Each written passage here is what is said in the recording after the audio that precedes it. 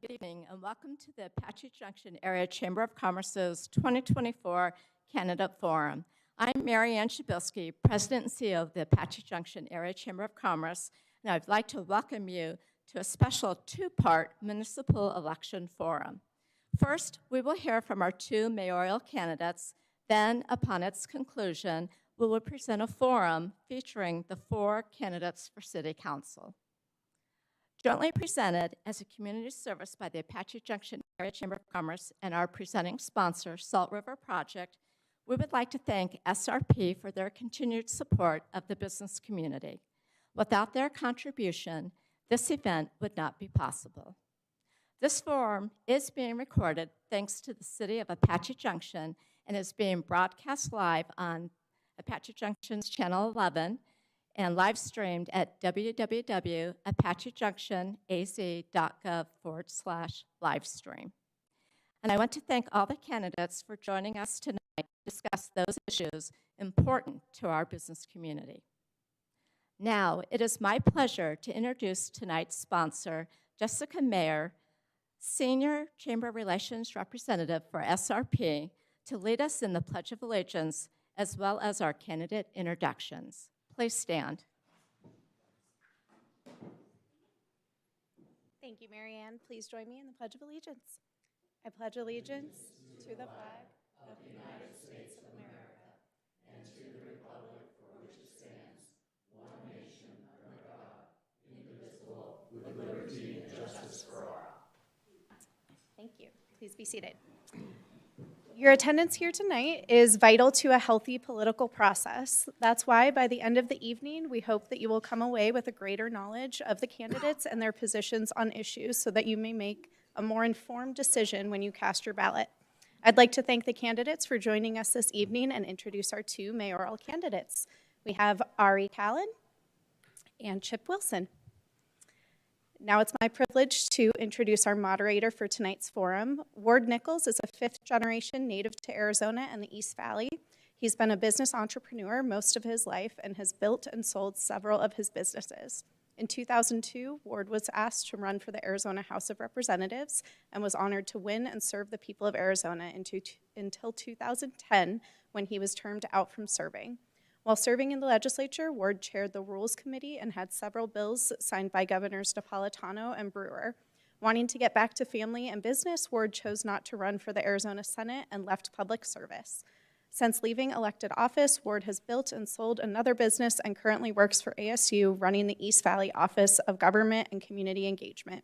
He loves working with the elected officials and the business community of the East Valley on behalf of ASU. He's been married to Paula for 32 years, and they have 3 children. Please welcome Ward Nichols.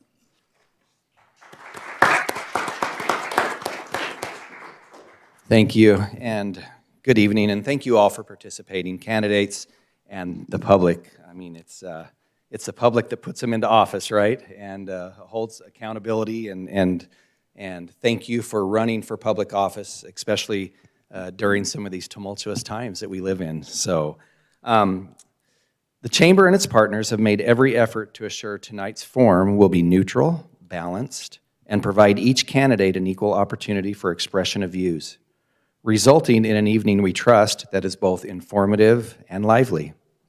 Tonight's questions have been compiled by the Apache Junction Area Chamber of Commerce member businesses and community partners that address issues impacting Apache Junction and the business community.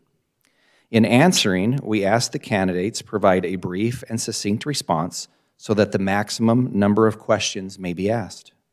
Now, I would like to outline the format and rules for tonight's forum. Earlier this evening, candidates drew numbers on the order in which they are seated. Each candidate will have 2 minutes for an opening statement to use as they wish.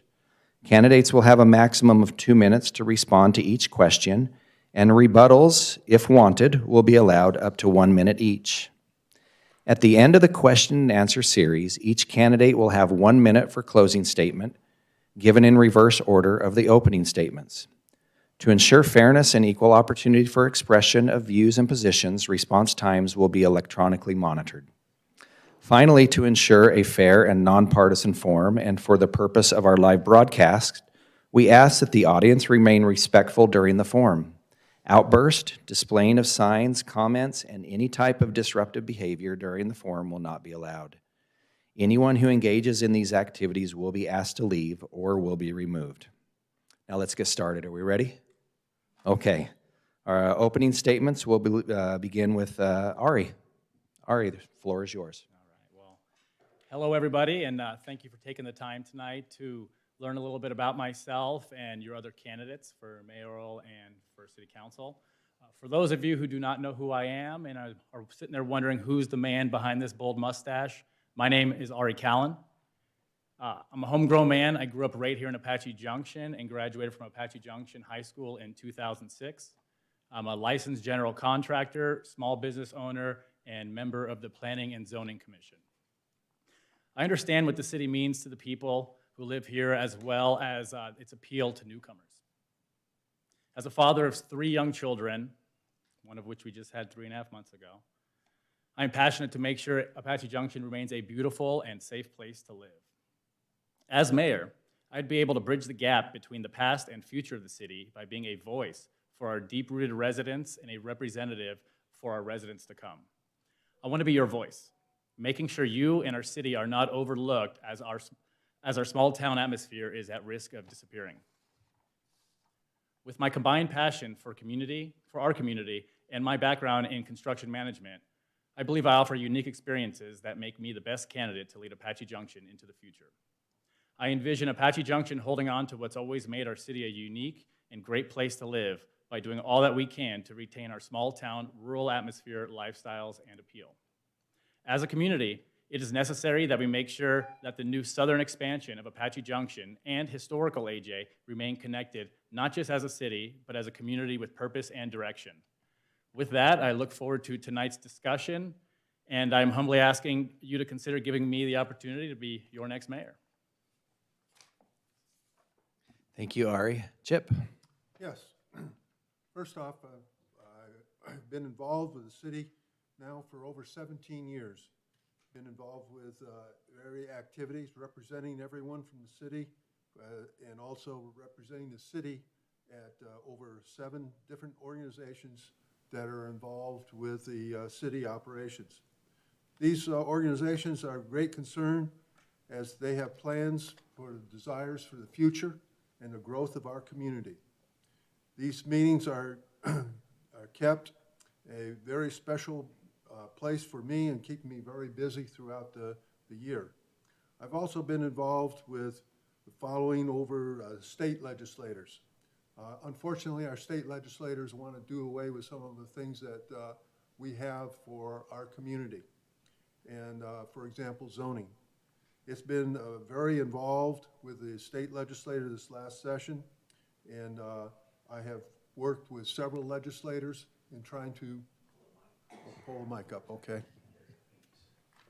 I've worked with the legislators in several of our responses to these bills, and also have worked with our current governor, as well as our previous governor, Governor Ducey, in addressing different things that affect the city. I am a retired Air Force veteran for over 22 years of service. I've also been retired from Boeing facilities there in Mesa. My career has been through electronics technician, that's repair and certified of all test equipment, and was used for these aircraft. We moved to Apache Junction in 1990, been involved in the horse community since then, and one of the things that's very dear to my heart is keeping the rural abilities of our community and the style. Where else can you go in our state and find someone riding a horse downtown? Thank you. Okay, thank you both. And just a reminder to keep the mic up close so the back of the room can hear, and online. It's hard to pick up if you're not speaking right into the mic. Okay, question 1, and we will begin with Chip on this question. Tell us why you wanted to run for office and what qualifications and skill sets do you bring to the table? The reason why I wanted to continue running is I have a great desire to complete an activity which we just got started on, and that's going to affect over 4,000 homes in the city, and that's the flood retention for the Weeks Wash. It is something that every monsoon season, we get to see a lot of flooding in our community, and it's something that we've been able to get some federal funding. Of course, now we're working on some other funding as well to try to get this accomplished, to remove the flooding that happens every monsoon season when we have a lot of rain. I like the service of the community, serving the community. It's something that I enjoy in talking to people, addressing their concerns, their complaints, finding out what we can do to help them out. It is something that I've been heavily involved in representing the city throughout I'll say throughout the state of Arizona. It's something that I've enjoyed, and I plan to continue on doing this as long as I can. Thank you, Chip. Ari, same question. Tell us why you wanted to run for office and what qualifications and skill sets do you bring to the table? Well, it's always been a dream of mine since I've been a kid, you know, first as kids playing and being, you know, silly and saying, oh, I'll be the mayor one day. And growing up, living life, and now having a family of my own, I really want to do what I can for my community and my neighbors and my children to make sure that AJ stays a safe, beautiful city without the problems that we see in neighboring larger cities. We need to make sure that our kids are safe. Obviously, our neighbors are safe. I bring some interesting, different ways of work to the city. That enables me to do what I need to do as mayor. I'm a general contractor, so my job is essentially connecting people and making sure from the bottom to the top, the project runs smoothly and the client is happy, which, you know, in our situation, the client is our neighbors, is our residents of our city. I love this city from the bottom of my heart. I would give my life for my family, but, you know, pretty much to the city as well. And I want to do all that I can to keep this a beautiful, safe place to live. I want to make sure that we retain our beautiful skies, that we keep our small town rural feel, and not destroy ourselves with all the growth and just becoming another large, unrecognizable city. We need to retain what makes AJ beautiful and keep it a safe place to live. Thank you. Okay, thank you, Ari. Okay, Ari, we're going to start this question with you. What are your 2 top priorities you want to see accomplished during your term, and how will these priorities further the long-term sustainability and economic growth of Apache Junction? So over the last few years, we've had a lot of new housing developments that have been approved through the city that are rental apartments, rental condos, rental townhomes. On P&Z, I've pushed hard against that. I've asked the builders if they would be willing to, beautiful, beautiful project, but let's make these homes that our residents can purchase and have a vested interest in our community. I'm going to be striving for new building to be something that our residents and future residents can call a piece of their own, so they have that vested interest in our city. And after all, you know, that's the American dream. I understand a big movement towards rentals, just in general, but is that what's best for our community? Many of my fellow residents disagree with that.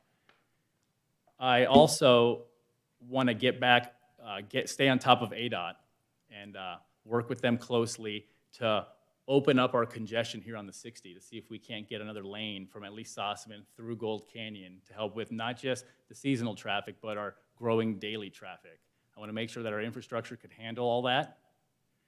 I want to make sure that our roads are maintained, and we got to be able to make sure that we don't congest our city any more than it already is. And we have to stay on top of that and look into the future and work with the proper authorities to make sure that we could do that. Thank you, Ari. Chip, same question. What are your 2 top priorities you want to see accomplished during your term, and how will these priorities further the long-term sustainability and economic growth of Apache Junction? Well, I've mentioned the first one in the aspect, and that's the retention for the Weeks Wash. Again, this affects over 4,000 homes in the city, and this would decrease the flood insurance for the people that live in these areas. It would decrease the cost to the city in recovery. Every major monsoon storm that we have, and also save some lives. When the police are responding to these incidents, they are the first responders to be out there, as well as our fire department to be out there. And they have to put their lives in danger to help people that that become stranded out in these water areas. So it's number one priority. The second thing is, number one, and the aspect is, again, and I'll agree with RE, is preserving our rural lifestyle here in Apache Junction. It is something that's very dear to my heart. It is something that attracted me to this community back in 1990 when we moved here, and it's something I want to preserve for everyone. And rural aspects of our community, the different areas of our community, it is something that's very important for me to preserve, and it's something that we need to make sure. Again, we are known for our rural abilities here in Apache Junction, and I want to preserve it. The new growth to the south can be great, and it can add to our community for numbers, to increase the number of businesses that come in and everything. That's something that's great for our community. Okay, thank you, Chip. Okay, Chip, you get the first option at this question here. He wants to. Oh, Ari, you need to have a rebuttal? Okay, please, 1 minute. Not so much a rebuttal, but Comment? probably one of the things I'm most passionate about, and it, in the moment, skipped my mind. I really want to work on, and I know we're already doing it as a city, the development of our new downtown area. I'd like to see a small entertainment district, not just for our local residents to enjoy with their friends and family and give them a place to stay here in AJ, but also so that we can capture a lot of the tourism that comes through. And they end up leaving and going to Mesa and Gilbert and surrounding cities and spending their revenue in those cities. And as a city that survives on tax revenue, sales tax revenue, that would be crucial to help us sustain a long future here in Apache Junction. Can I add one comment? Thank you. Chip, do you have any Yeah, comment? I'll Okay, say a 1 comment minute, on please. that. We currently have done the studies, and we're involved in doing this, and it's something that we've started, say, over a year ago now, and continuing on. And this past week, we had a forum over at the Multi-Generation Center, which brought out everything, the plans that's going on with this. Okay, thank you. Next question is for you, Chip, first. Quality jobs attract businesses and qualified workers. What is your plan to target industries that will increase the opportunities for the residents in Apache Junction? Well, first off, I'm going to say in the aspect is, we're in a unique situation here. We're close to the Phoenix Mesa Gateway Airport, which has a tremendous number of new job opportunities that are coming in. We also, just to the south of the city, we have the LG facility that's coming in, and that one is expected to bring in anywhere from 3,000 to 4,000 jobs in the aspect on it. Here at the university here in town, they are going to be doing classes that are going to be teaching the future employees of that company to be able to assist them in their growth as they continue on growing. And they're starting to put them all under construction.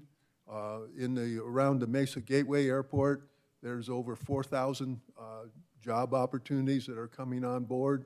And it is something that we can take advantage of being next door to it.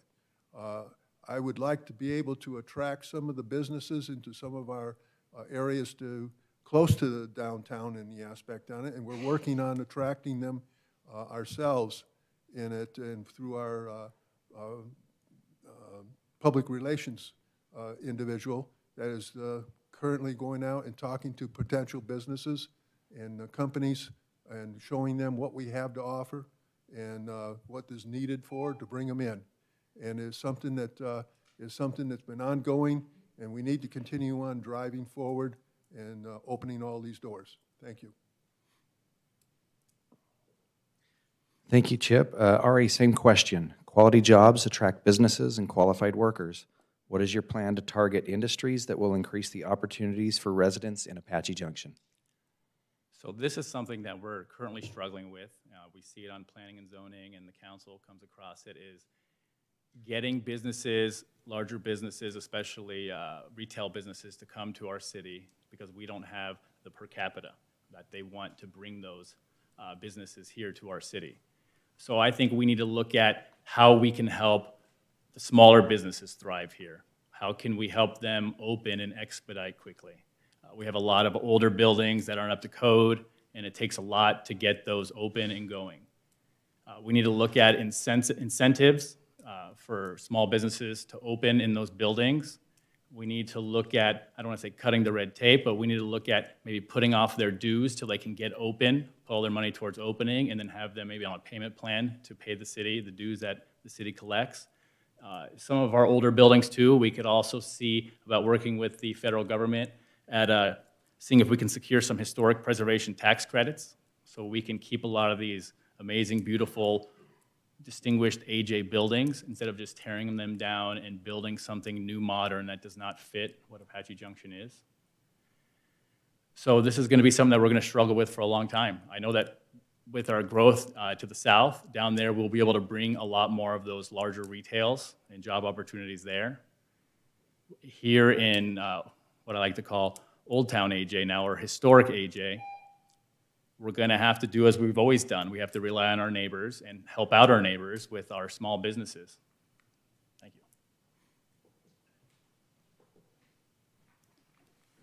you. Okay, thank you, Ari. All right, next question, Ari, we're going to start with you. As you are aware, each city or town in Arizona adopts a general plan for the future growth of that city or town. What is your vision looking out the next 5, 10, and 20 years on the state land that lies within the planning area of Apache Junction? Ooh, that's a fantastic question.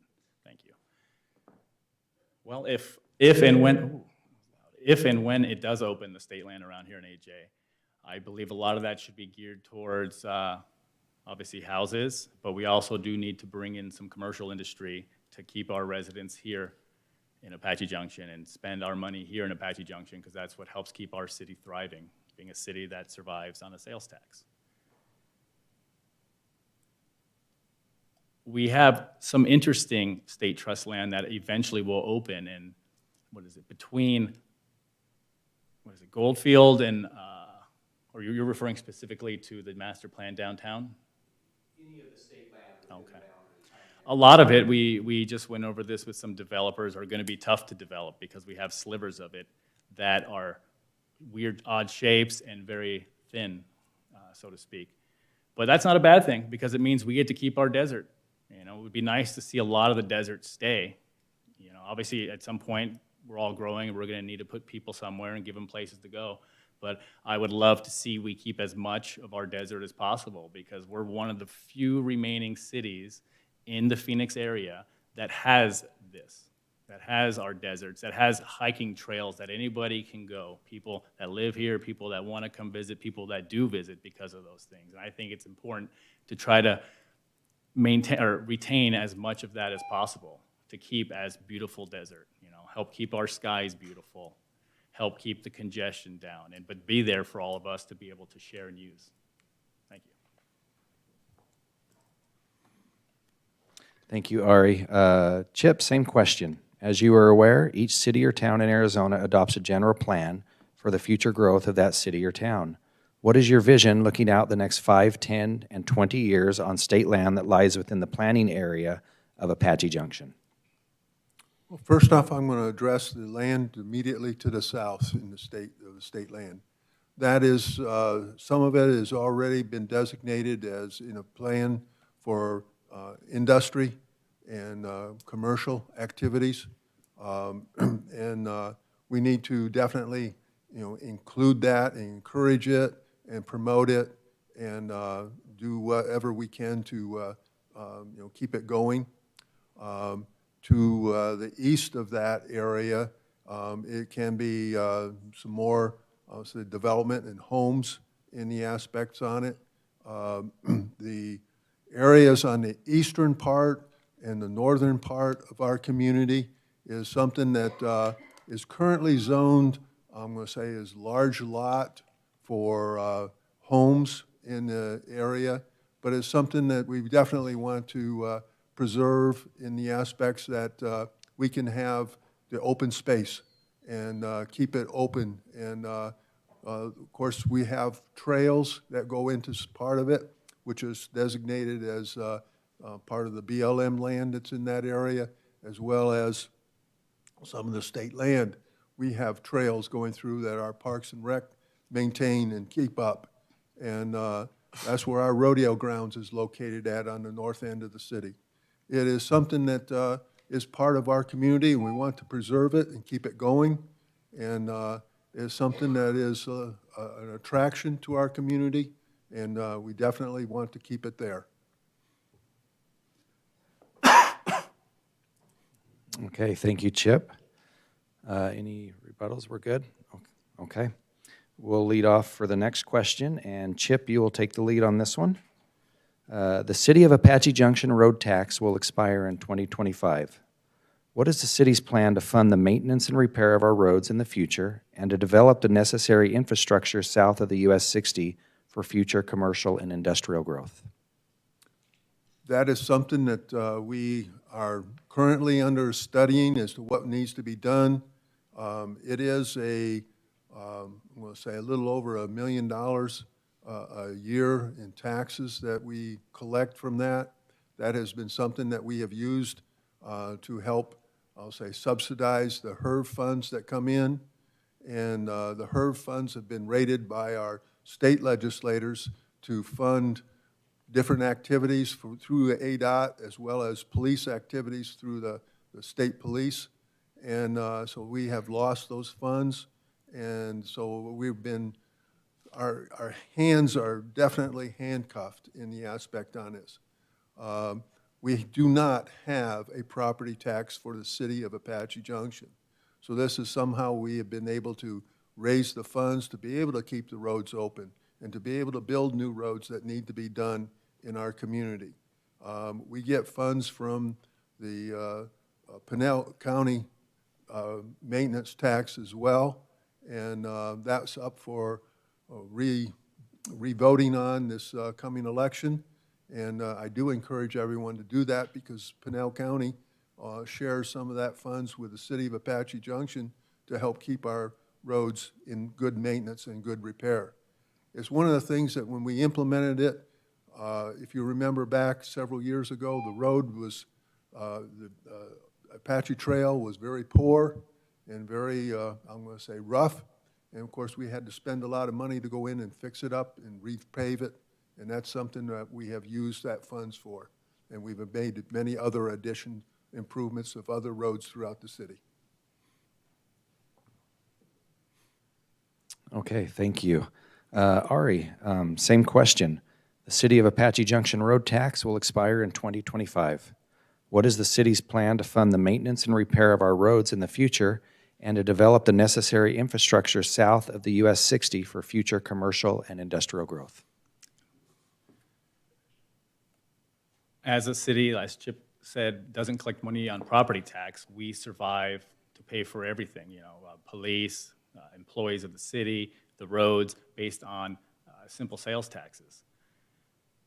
We're going to have to look at it, and we're going to have to talk to the community and say, hey, do we want to continue doing this? These are all the pros. Do we want nice roads? Do we want to have our potholes filled? Do we want to have our lights maintained? Because it's a lot easier to maintain something than it is to let it become dilapidated and repair.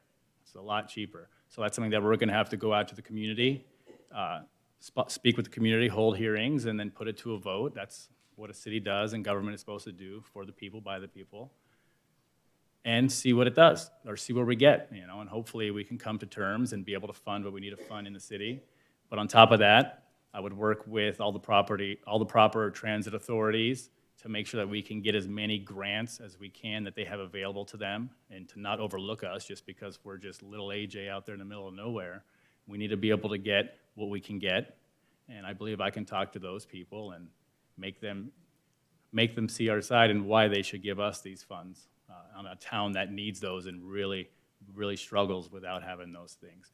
When it comes to a lot of the growth to the south, as what's already happened so far, a lot of the road improvements and everything down there was kind of lumped into the deal. The builders take care of that.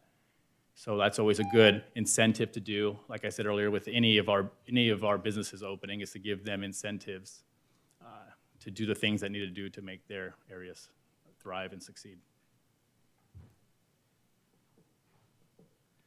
Thank you. Got a response? Yes, Chip, 1 minute. Yes. One of the things that we do have in the aspect is what we call MAG, which is the Maricopa Association of Governments, has working with developing the roads in the aspect that we just teamed up with them in making plans and have acquired some funds from them to do the studies and developing some of our roads. And it is the Meridian to the south, as well as 24, has been financed by them, and something that we need to continue on, and I sit on their board. Okay, okay. All right, Ari, you get to lead off on this next question.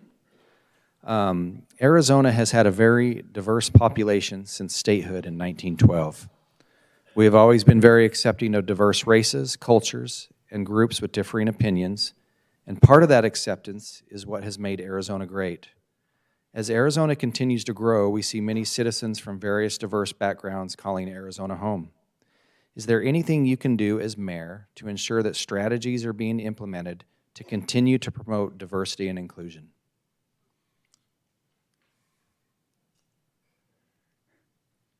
So we're talking about immigration stuff, right? On my father's side, I'm first generation American.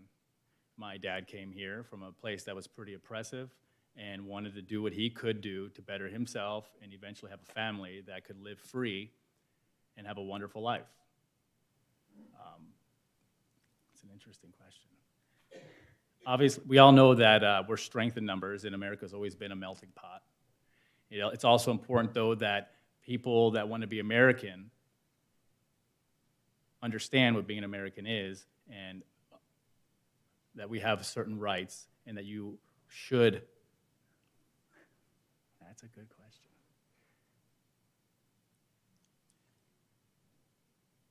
We all need to be able to be ourselves, right? But nobody should have to change what they believe in order to make somebody else feel better. We can disagree. That's what being an American is and what's great. We don't need to be called certain something because you don't agree with something, and at the same time, we don't need to be calling somebody something just because we don't agree with it. It's important that we respect one another, we treat each other with love, and we do our best, stay in our lane. And if you are being a victim of any of that stuff, what's the old saying? Sticks and stones may break my bones. And be strong, be the stronger person, and be a great American. America was founded by a lot of people with different ideas, ideals, and beliefs, and they were able to come together and forge this beautiful document and create this wonderful country that we call home, the United States of America. Thank you. Thank you, Ari. Chip, same question. Arizona has had a very diverse population since statehood in 1912. We have always been very accepting of diverse races, cultures, and groups with differing opinions, and part of that acceptance is what has made Arizona great. As Arizona continues to grow, we see many citizens from various diverse backgrounds calling Arizona home. Is there anything you can do as mayor to ensure that strategies are being implemented to continue to promote diversity and inclusion? Well, first off, if there's ever been someone that has been, I'm going to say, been attacked or not attacked, excuse me, been chastised because of their background, I definitely would not support this in any way, shape, or form. I myself am a first-generation American citizen. My dad was born in Portuguese West Africa. His parents were missionaries there, and he came to Canada for school, and then came to the United States in 1944 to go to the university there in Chicago. And then that's where he met my mother, and that's where I eventually came as being the anchor for keeping him in the United States, because they were in the process of deporting him. One of the things that he had to do was go through the proper channels and do all the work to become a U.S. citizen. He taught us, as in our family as kids, that how great the United States was and what we needed to do to actually protect it and doing it. And that's something that I got from my dad, even though he was not a U.S. citizen. Eventually, in the beginning, he became very much in love of this country. I do that as well as myself. And I am one person that, like I said, I've served in the Air Force for 22 years. I've protected the United States and will stand up strong for the United States in the aspects on it and protect anybody, their opinions, whether I agree with them or not. They have a right for that. Thank you. Okay, thank you. Okay, next question. Chip, we'll lead off with you. With the continued growth of the East Valley, Apache Junction is often seen as a blank canvas of opportunity. How have you prepared yourself in the community to lead a progressively growing city into the future while honoring the past? Well, for one thing, I still ride my horse, so I'm keeping the past going there. But one of the things that I have very active involved is there's several different organizations that I said that I am part of, and one of them is the Phoenix East Valley Economic Group, and they council, excuse me, and they have been something that's been promoting and trying to acquire different types of businesses that we can acquire and can get into our community. I am sitting on one of their boards as well in the aspect on it, because this is something that interests me in keeping us going. We have different opportunities to promote the city of Apache Junction to different businesses. I attended a meeting here a few weeks ago where there were several companies that are from other nations throughout the United States the world, and they are looking at opportunities to come to the United States and have them. And it was an opportunity to talk to them and to find out what their interests were and relate to them what we have to offer here in Apache Junction, and something that I have been very actively promoting and will continue doing that as well. Okay, thank you. Ari, same question. With the continued growth of the East Valley, Apache Junction is often seen as a blank canvas of opportunities. How have you prepared yourself in the community to lead a progressively growing city into the future while honoring the past? This is a great question, and one that I hold near and dear. As we've seen in a lot of the surrounding cities, places that had a rich history and culture to their city, they've, in the name of growth, became like every other city. So we're going to have to ask ourselves as a city, what do we want to become? Of course, we're going to grow. That's inevitable. There's always growth. But what direction are we going to go? Are we going to grow into looking like every other city around us? Or are we going to grow and be able to retain what Apache Junction is, the place that we call home, and people from all over the world come through to see that mountain? I think that it's important that obviously we're gonna want to attract businesses, but are we just going to want to slam a bunch of stuff in here just so, oh, we have this, we have that, we have this now? You know, we've changed a lot over the last 5-6 years. And there's been a lot of good changes and growth, but we have to, I think we're reaching a tipping point now where we're either going that direction or we're going to go that direction. And what I mean by that is, are we going to turn into just a massive growing city, or are we going to grow responsibly and try to retain why we all live here and love our city? Because it's not like every other city. AJ is unique. It's the only place in the valley where you can have that beautiful view over here, and also you can still see Four Peaks. We're close to the lakes. We have beautiful land. We have beautiful skies. And personally, I think it's very important that we consider all those things when we're growing, and not just growing and slamming a bunch of stuff in our city just for the sake of growth. We need to really look at what we're growing into, and make sure that's right for not just the city, but the residents of the city. Okay, thank you. Chip, 1 minute. Yes, one of the things I want to emphasize the fact that, number one, we are controlling our growth for what we want. We have a general plan that was approved by the voters of the city, and that's what we're going to preserve in the aspect on it. We have dark skies that we're working towards through using the dark sky lighting, and it's something that we want to preserve.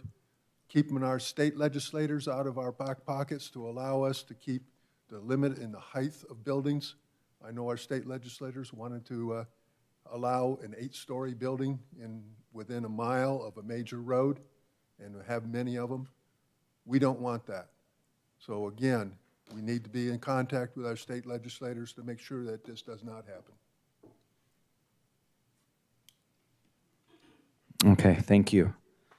Okay, Ari, this next question's for you. We know that in Arizona, whiskey's for drinking and water's for fighting, right? And we've seen a lot of changes in Arizona around water policy and moving forward. So the question is around water, as you would guess. So how will you use your position as mayor to ensure sustainability of Apache Junction's 100-year designation of assured water supplies in a rapidly changing water environment? I believe as mayor, the best thing that I could do with water conservation is to help promote different ways that we as residents of the city can be mindful of how we use our water. I don't believe in making proclamations and laws prohibiting what we can do, but we all do need to be mindful, because we do live in a desert and we don't always have the rain that's going to supply our water.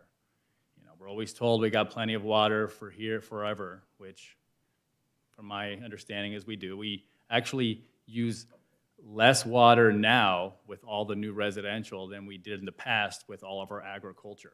So water usage in the state hasn't really changed at all over the last 50 years. It's maintained the same when you actually possibly even gone down a little bit when you take away the agriculture and bring in the housing and the people. My main thing, like I said, would just be education on what we can do to save our water and limit our water use. Stay away from natural grass if we can. Desert-friendly plants. Being in construction, a lot of the plumbing features now that used to be low flow, we all hated, and you wanted to just rip them apart and throw them out. They actually work a little better now, and still giving you some pressure and being able to do their job.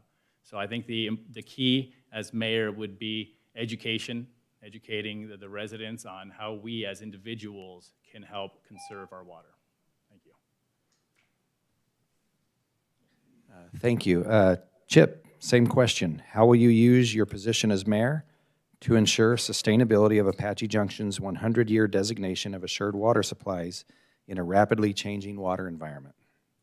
Yes, one of the things that I can say, for previously, we've had for our Apache Junction Water District, we voted on acquiring some Indian water that at the time I thought was a ridiculous high priced, and but reluctantly voted for it, and found out that if we tried to buy it today, would be outrageously expensive. It's something that we need to be able to maintain and have. We didn't need it at the time, and today, with the new growth to the south, we're going to be using up a little over half of that water in these aspects on it. We still have plenty of water on it, on this, what's on the books that we can have. We're doing as much as we can to recycle water, any aspect on it. And of course, on the recycling of water is something that some people get a little concerned about. But again, this is water that is used, who's gone filtering, and it's done something that we're removing everything from it, so it's pure water. It is something that we're looking at to expand our abilities to have more usable water. But that's something that's going to be happening in the future. We don't need it right now, but one of the things that we need to have more than anything else is cooperation from the general public. Just like Ari said, we need to be educating them so that they understand what we need to do and making sure that the plants we plant are desert friendly, that we have them in the aspects on it to preserve our water rights. Okay, thank you. Marianne, I'm sorry, I'm going to go off script for just a second here and ask a follow-up question to the water question, if you don't mind. As you're probably aware, SRP is looking at raising one of the dams on the Verde watershed. Do you support that, and what are your thoughts around that? And I think Chip will lead off with you on this one. Yes, we do support this in this aspect on it. It's something that we're currently working on. We've got an investment into it through the Apache Junction Water District. We're I would say, heavily involved into this and to what's going to be a future in the aspect on it. It's something that we need to expand our water capabilities, so when we have more development to the south, we'll have the water that will be able to be supplied, and it is something that we're continually working on and looking at other avenues of acquiring more water as well. And it's going to be a huge growth of the dam. Okay, thank you. Ari, same question. Do you support the raising of the dam by SRP on the Verde watershed? Well, it is important to have water for our growing populations. When it comes to how we support that, as with anything, with SRP raising that, that's gonna, at the end of the day, come to the consumer's pocket. I think that's something that we need to talk with the residents and see if everyone's on board with that, and not just be making executive decisions when it's coming down to something that's gonna be directly in someone's pocket, especially in today's day and age. I don't know about all of you, but raising 3 kids and trying to get by today is really tough. So any added dollar we're having to spend, and we're already seeing it with electricity, with water, it hurts. So I think it's important that we talk to the community before we do make any major decisions on behalf of them as the city. Thank you. Thank you, Ari. And I think we have time for one more question, possibly before we go into closing statements. So let's see. Ari, we're going to begin with you on this one. Education at all levels drives economic development. As your role as mayor, what tools do you have in your toolbox to support the education of all citizens in Apache Junction? Well, education is near and dear to me. My mom was a school teacher here in Apache Junction for about 20 years. Now she's in administrative. I believe that the school really gives the feel of the city, and how our children are being raised in the school and how they feel about their school and their environment is very important to building not just spirit for their school, but for the city, and for them to be happy and excited about where they live. As a kid, I grew up in older AJ, Confunction Junction, we were called when we went and played football and basketball against Chaparral and Saguaro. And look now, they're all moving here. Why? Because they realize this is a beautiful place to live. So education is definitely important. It's near and dear to me. I think that as mayor, I would work closely as best I can with the school district. It's a different entity than the city, but I would do the best I could. I would love to go in and talk to the kids, because I remember Mayor Coleman years ago. He would come in and speak to us. He was a teacher at the school. He was somehow the mayor. He had, 10 kids. He was a teacher. He did it all. But he would come, he'd talk to us, and he kept us involved in the city. And he really opens your eyes to how the city works and why you should love where you live. And I would love to have that opportunity to go and speak to those kids so they love where they're at, and instead of leaving, deciding to stay and, you know, continue the traditions of Apache Junction and raising their families here and really keeping it a wonderful, beautiful place. Thank you. Thank you. Chip, same question. Education at all levels drives economic development. As your role as mayor, what tools do you have in your toolbox to support the education of all citizens in Apache Junction? Well, one of the things that we need to, what we're doing now and we need to continue doing is having a lot of public forums as to notifying the general public as to what we're doing, what's going on.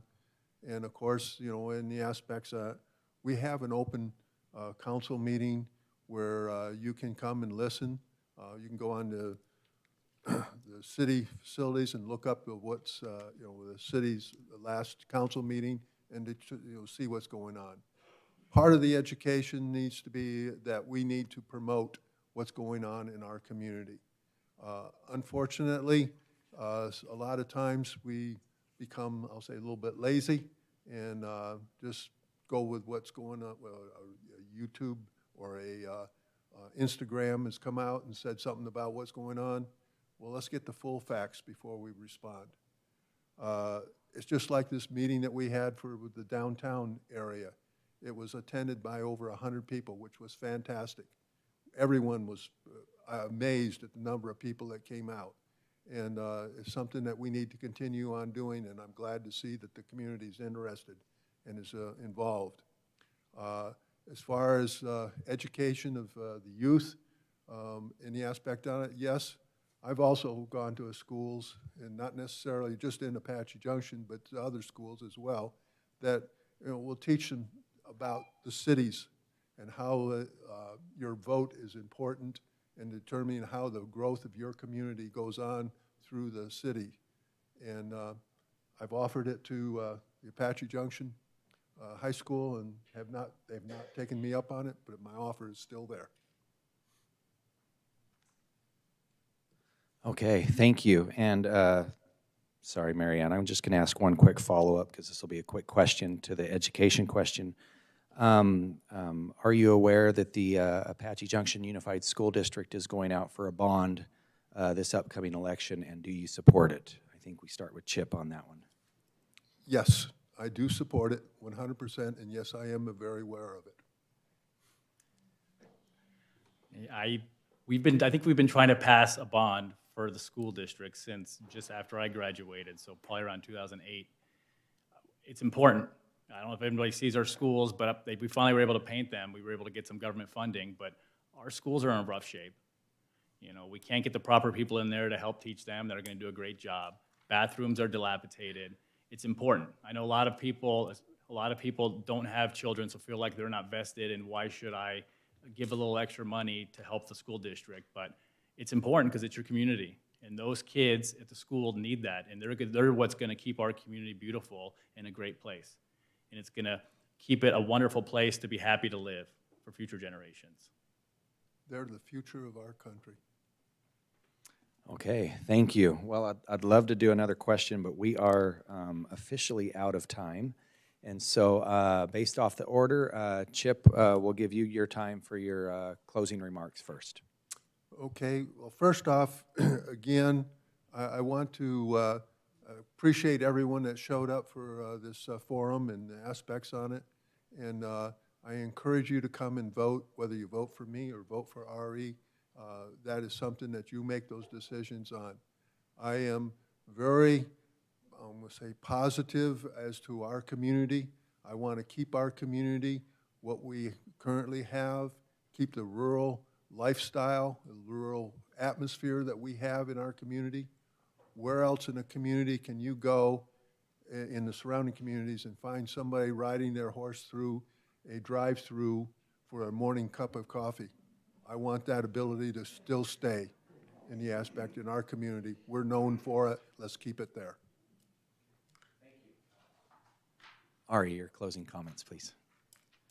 Well, thanks for coming and listening to me today. It's something that I think our nation has lost is people getting involved in civics. It's very important to know what's going on with your government, especially probably the most important government is your local government and municipalities. So thank you all for listening and getting involved, and hopefully we can all get more people to get involved. Like I've said, and I think I've said many times before, and I'll keep saying it, I love the city. I'm raising my family here. I want to make sure that my children continue to have a beautiful, safe place to live, as well as all of you and your children and grandchildren. My heart and soul are here. I don't know if you can see it, but you know, I get pretty emotional when I speak of things because that's truly how I feel. The only thing I prepared tonight was my opening statement because I feel like I should have came out strong, right? But I wing it, you know. But my heart is always there. I may not always have the right answers, but we learn. We ask questions, we speak to people, and we get the job done. Thank you so much. Ari Callan. Okay, thank you. This concludes our first forum for the evening. We obviously heard some great answers and great discussion. And let's give the candidates a round of applause.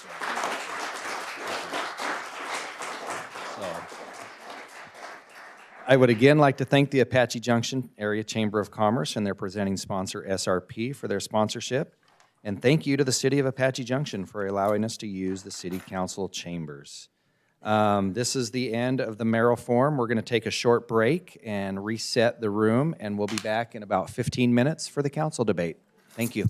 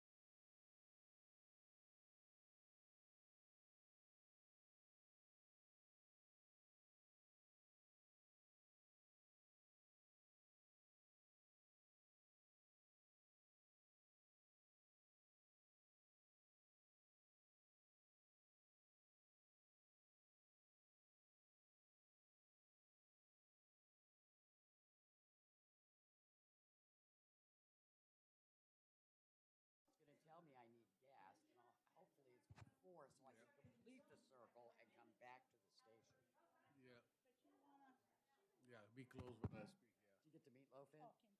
yeah.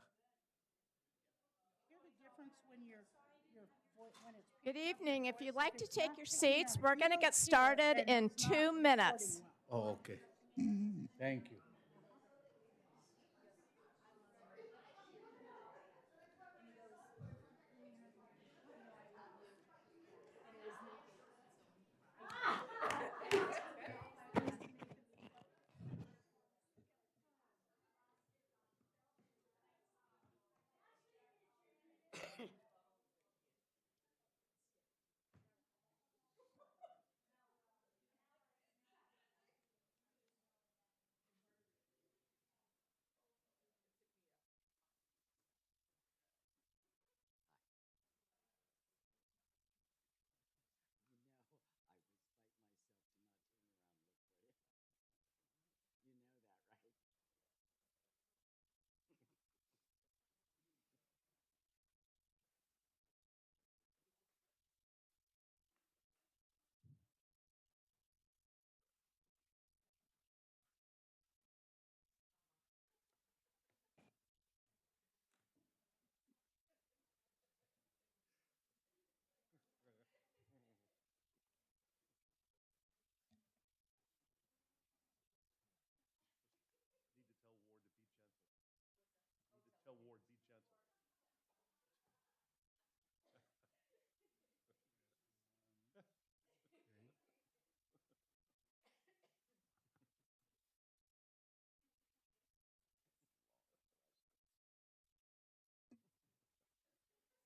Well, ladies and gentlemen, good evening and welcome back to the Apache Junction Chamber of Commerce's 2024 Candidate Forum. Again, I'm Mary Ann Shabilsky, President and CEO of the Apache Junction Area Chamber of Commerce, and I'd like to welcome you to part 2 of our Municipal Election Forum.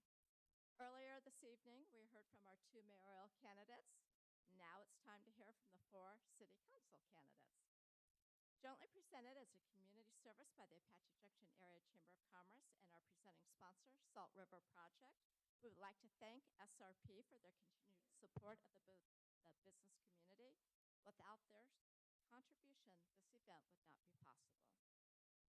This forum is being recorded thanks to the City of Apache Junction. Is being broadcast live on the city's Channel 11 and live streamed at www.apachejunctionaz.gov/livestream.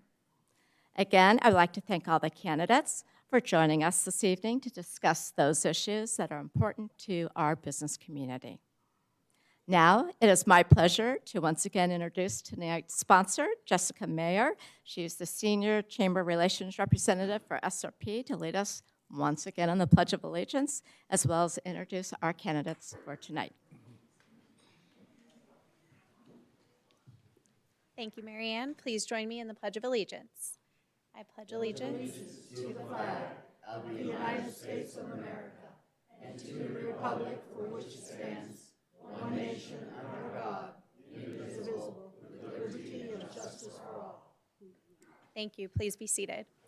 Your attendance here tonight is vital to a healthy political process. That's why at the end of the evening, we will hope that you will come away with a greater knowledge of the candidates and their positions on issues so that you may make a more informed decision when you cast your ballot.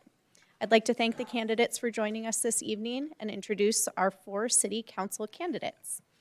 We have Peter Heck, Bambi Johnson, Mo Mohudin, and Tess Nesser. Now it is my privilege to introduce our moderator for tonight's forum. Ward Nichols is a 5th-generation native to Arizona and the East Valley. He's been a business entrepreneur most of his life and has built and sold several of his businesses.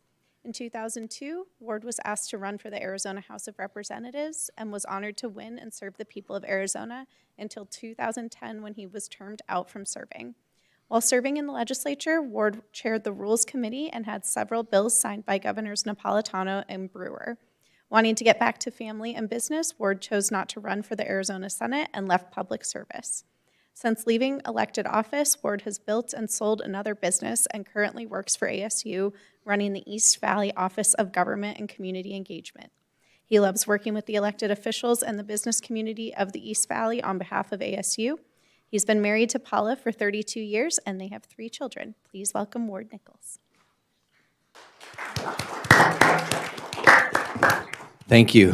Deja vu, right, for everybody that's been here. So, no, we appreciate all the candidates that are here, and we appreciate the audience that is here as well to take part of this political process that we're enjoying this evening. So, good evening, and thank you all for participating. I would like to thank all the candidates for joining us tonight during this busy election year.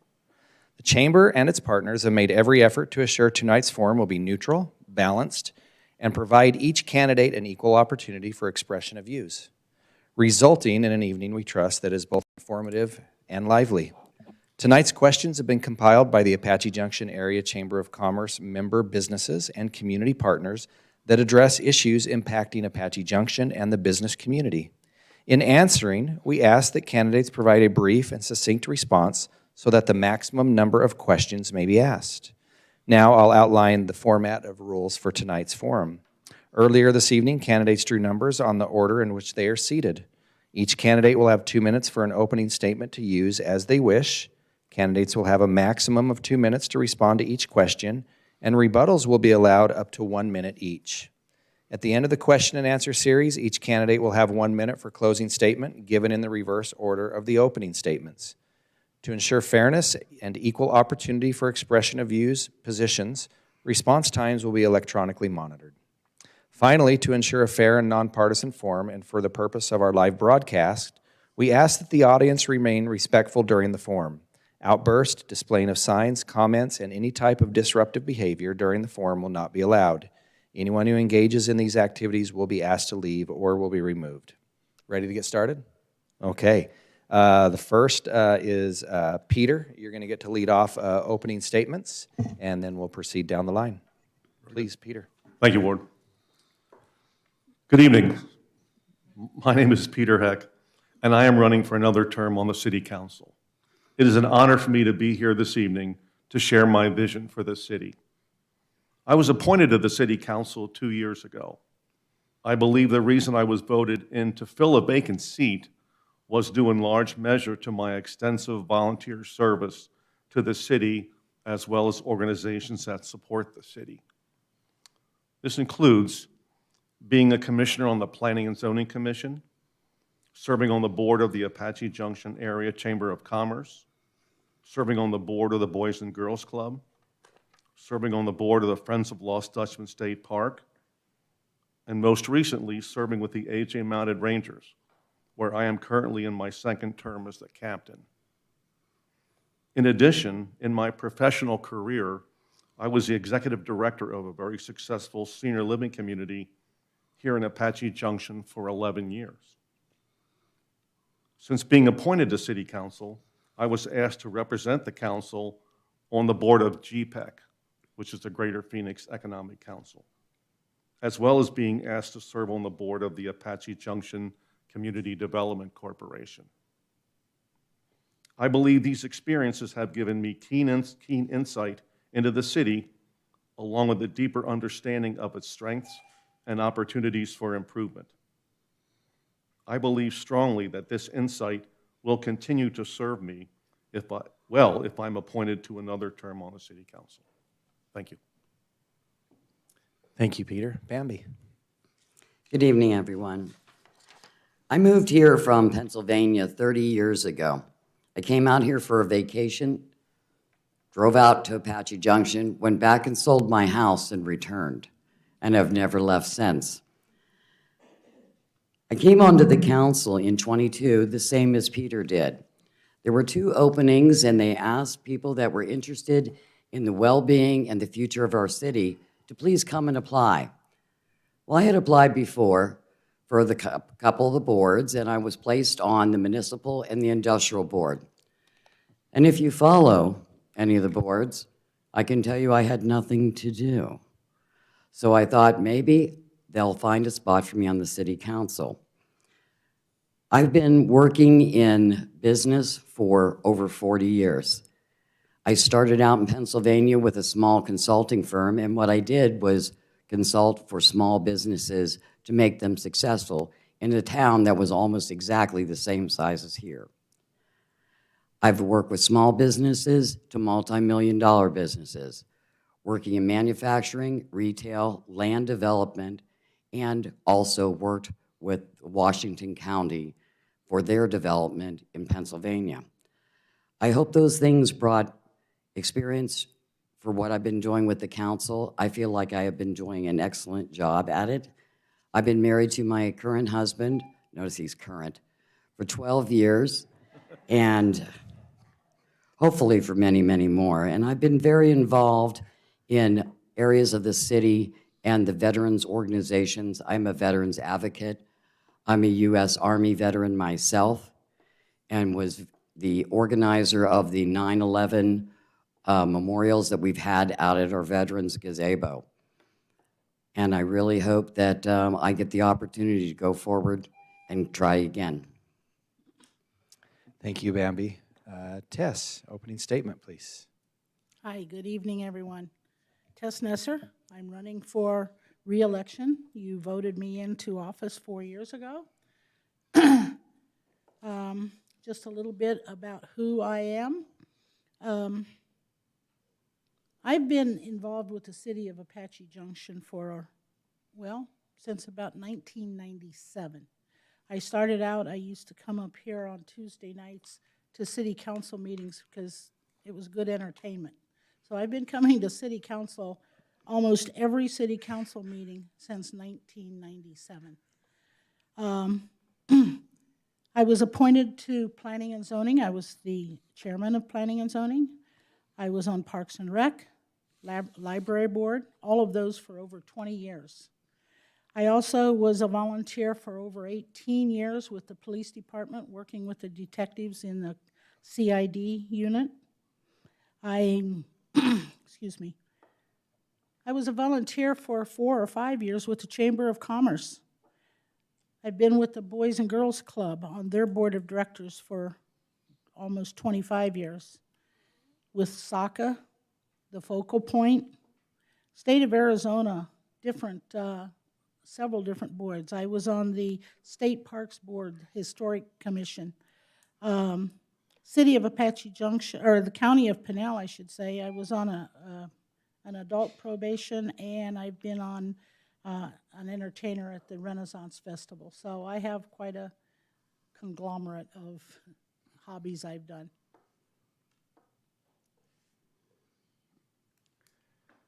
Thank you. Mo, your Yes, opening sir. statements, please. Yep. Good evening. First and foremost, I want to thank the Chamber of Commerce for putting up these forums. And I would like to thank you, Peter, Tess, and Bambi, for being here, almost mayoral candidates Chip and Ari. My name is Mahmoud Mohyuddin. I'm running for the City of Apache Junction Council. And I'm excited to share with you guys the concern, all the positive directions, and what is the future is going to bring, and help the community and help the public, and what they are missing. The problem, what they have done, and what they needed, and that's what my goal is, to present the City of Apache Junction people and the constituents. And if you guys elect me and I get on it, and I'll be helping to serve you guys and the city, protect the city, and work with all the people. I have not served any board, and people around here for 15, 20 years, there's a different boards, they work on it. They did the customer service, they did the public service through the board, but I have a small business, and I am serving communities in different ways. Fire department, public service, all of the police department, and Boys and Girls Club. We have did the fundraisers and all that stuff to help the community. That's what I have done. And basically, that's all I have to say on it, and let's get the question going. Okay, thank you. Just a quick reminder, if you have cell phones, please make sure you silent them so there's no interruptions during the question and answers. Okay, Bambi, we're going to lead off with you on this question. Tell us why you wanted to run for office and what special qualifications and skills do you bring? Thank you. When I decided to run, it was because I got my feet wet. When I say that, when they put me on the board, when they chose me from those applicants, I wasn't really sure how that was going to work out because I've been coming to council, I've been watching it online, but I wasn't really sure how the whole process was going to be for me because I worked full-time and there were so many things I wanted to do inside my city when they would come up.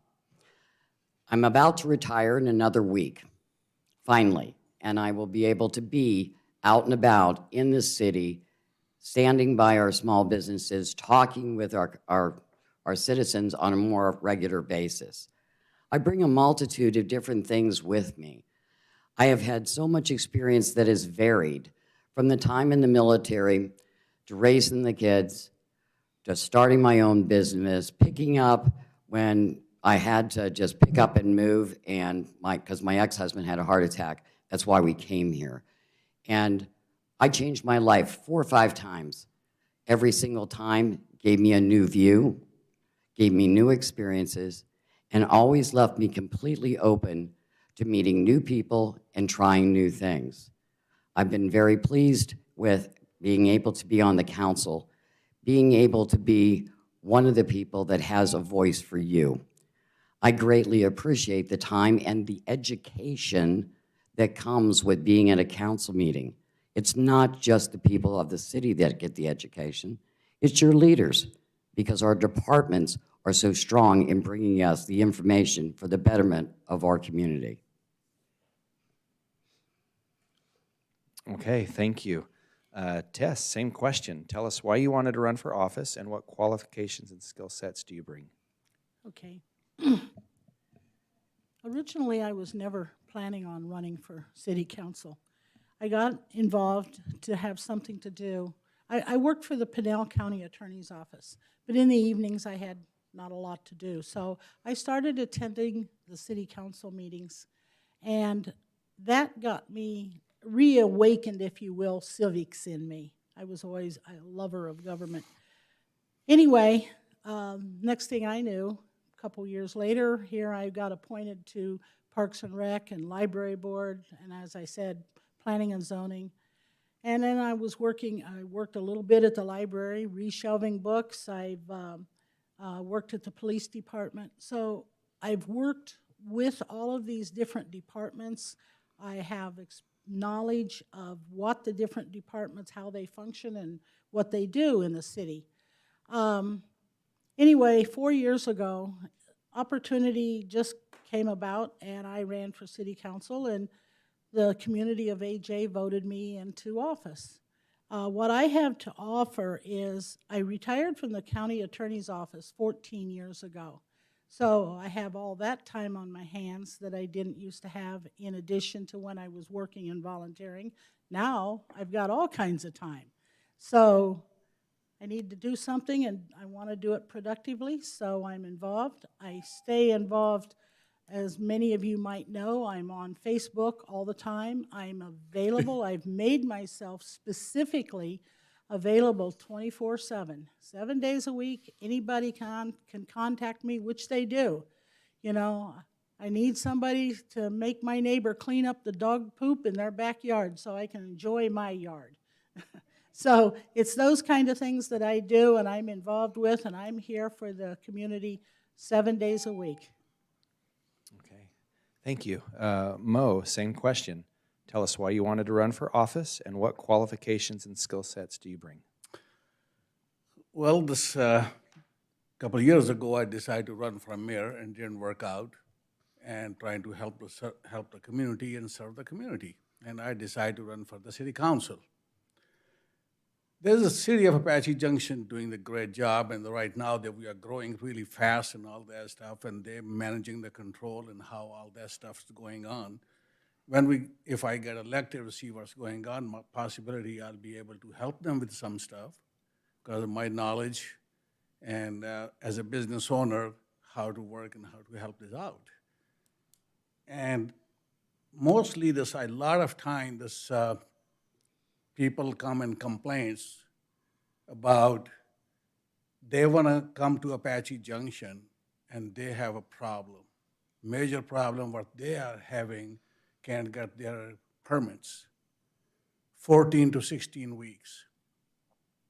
we need help in this area. Brought that attention to a couple of council members, and they helped a little bit and got smoothed out. City of Apache Junction is not a proactive city.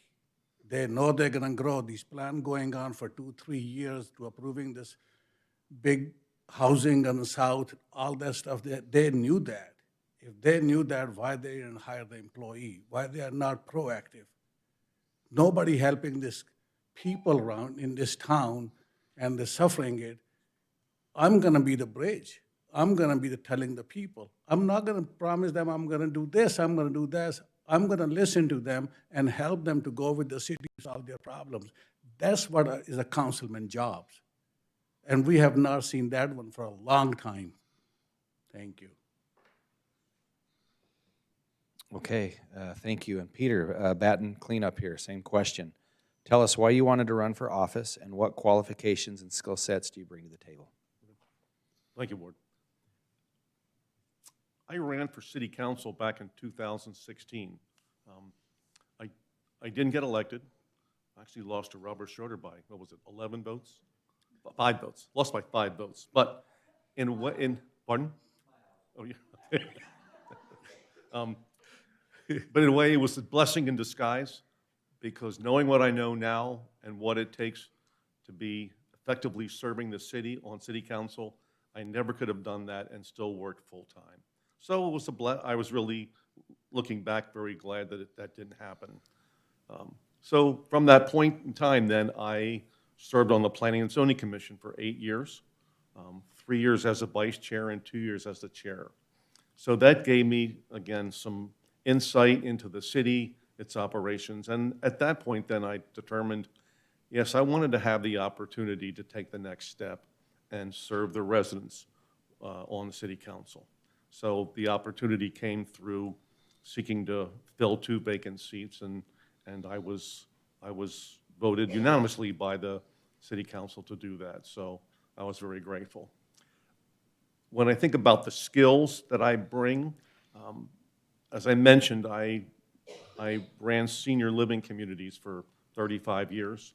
I was executive director of multi-million-dollar communities. So I learned a lot about business operations, about budgeting, about human resources, a lot of things that are serving me well now in my capacity with city council. So I think those skills, along with an ability to work with a team, which the city council is absolutely a team and has to work as a team, and that's a gift that I have as well. So I'm looking forward to another term. Thank you. Okay, Tess, you get to lead Bat off here. The next question is what are your 2 top priorities you want to see accomplished during your term, and how will these priorities further the long-term sustainability and economic growth of Apache Junction? If I have to pick just 2 things, the 2 that I would think that are the most important is our revenue source for the city of Apache Junction, and the other one is education. The revenue source, as you've heard a little bit tonight, is changing. Most of our money to run our city is from sales tax. That's the tax we collect from businesses, mostly. We don't make a lot of money off the houses that are being built. We get an initial amount, but over the years, we don't get anything more from those houses.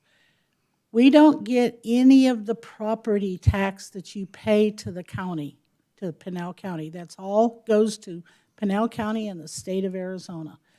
The city of Apache Junction gets absolutely 0 of that money. So we have to figure out how are we going to run the library, Parks and Rec, all of the programs. How are we going to have a police department? All of these different departments. Where is that money going to come from? And it's, as we said, sales tax, except you've heard tonight, the road funds, a lot of that's going away. They just took away rental tax. The state wants to raid and take away food tax. okay, you keep taking it all away, how are we going to run this city? So that is one of the biggies that we have to address and look at, and we're discussing that. The other, real quick here, is when I said education, I mean a full trade school like CAC is finally doing, but we need a trade school that not only educates our high school kids, but also any grown adult who needs to be retrained to have a job to be a good citizen in our city. Okay, thank you.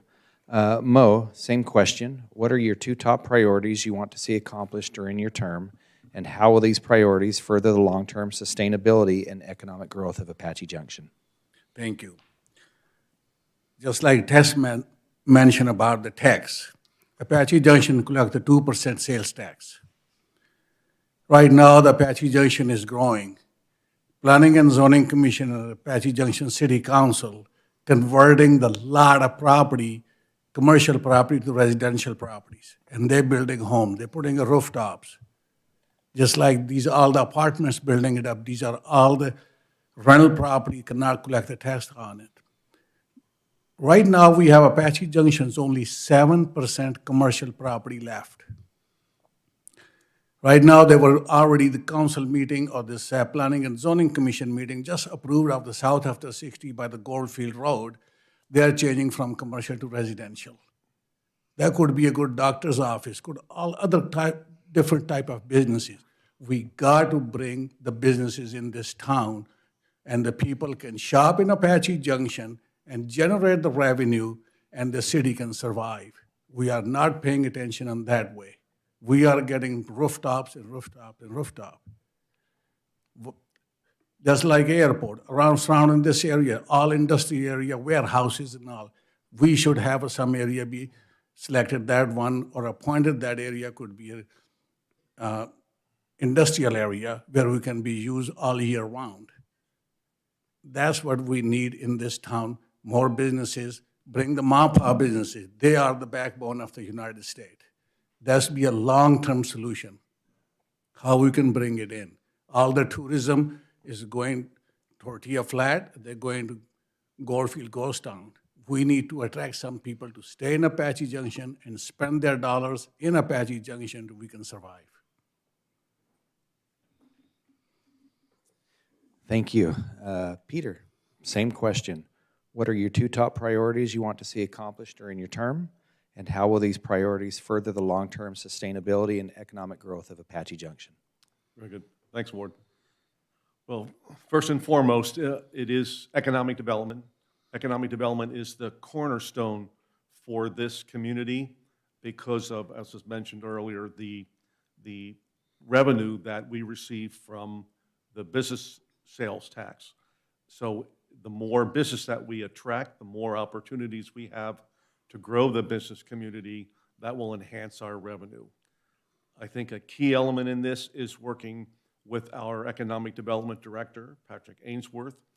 He has some very forward-thinking ideas about how and where we can look to create opportunities for commercial development as well as retail.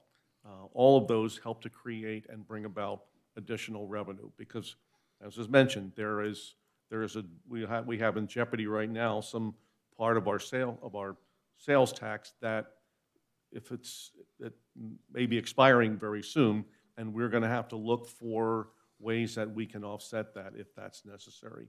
And one of the ways is we need to support the development of businesses in the community. The second item is, I was going to say water conservation, but I know we're going to hit that later on, so I'm not going to double up on that. I'm going to touch on something it's important out there, and it's something that I think does have some effect on this city. It's addressing the homeless situation. I think we need to have a humane and strategic approach to dealing with that. I've had the opportunity to, for the past, I think, 7 or 8 months, to attend a meeting of the AJ Homeless Coalition. It's about 15 organizations, charitable organizations, that provide a variety of services to our homeless. I have learned one thing, that addressing the homeless is an extremely complex issue and one we need to work on. Thank you. Bambi, your cleanup this time on this one. What are your two top priorities you want to see accomplished during your term? And how will these priorities further the long-term sustainability and economic growth of Apache Junction?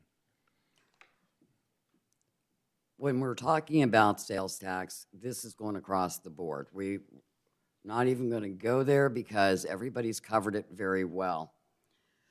But if we're going to bring in more sales tax, more business, we need to have a focused plan. I hope a lot of you went and saw what we were talking about with the master plan. When you look at a downtown area, it needs to be a true downtown area.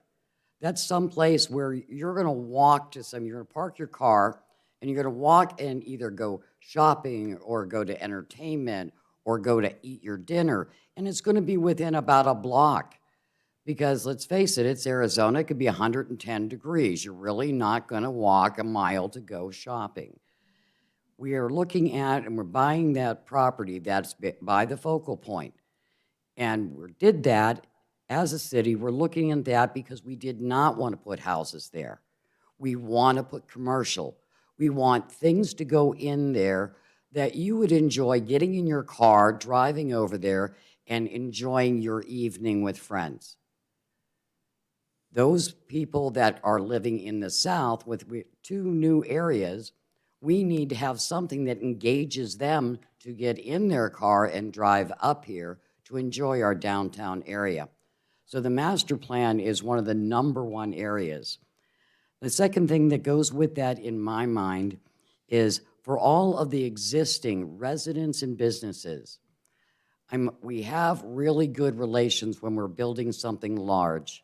But I'd like to see us as a city put more emphasis on having dedicated people in part of our staff to help the businesses and the local residents get through whatever red tape they need to be able to upgrade their businesses. Okay, thank you. All right, next question, Mo, you're going to lead off on this one. What are the most pressing issues facing the business community that you can work on in connection with the Chamber to keep our business community thriving? As we know, in Apache Junction, we survive only in a winter when all the snowbirds are here. That is, fortunately, we have that business going in this direction. But what we are doing in a summer, a lot of businesses can't survive. They shut their doors and all that stuff. We need to work on it to allow the businesses, make the processes easy for them to open the business.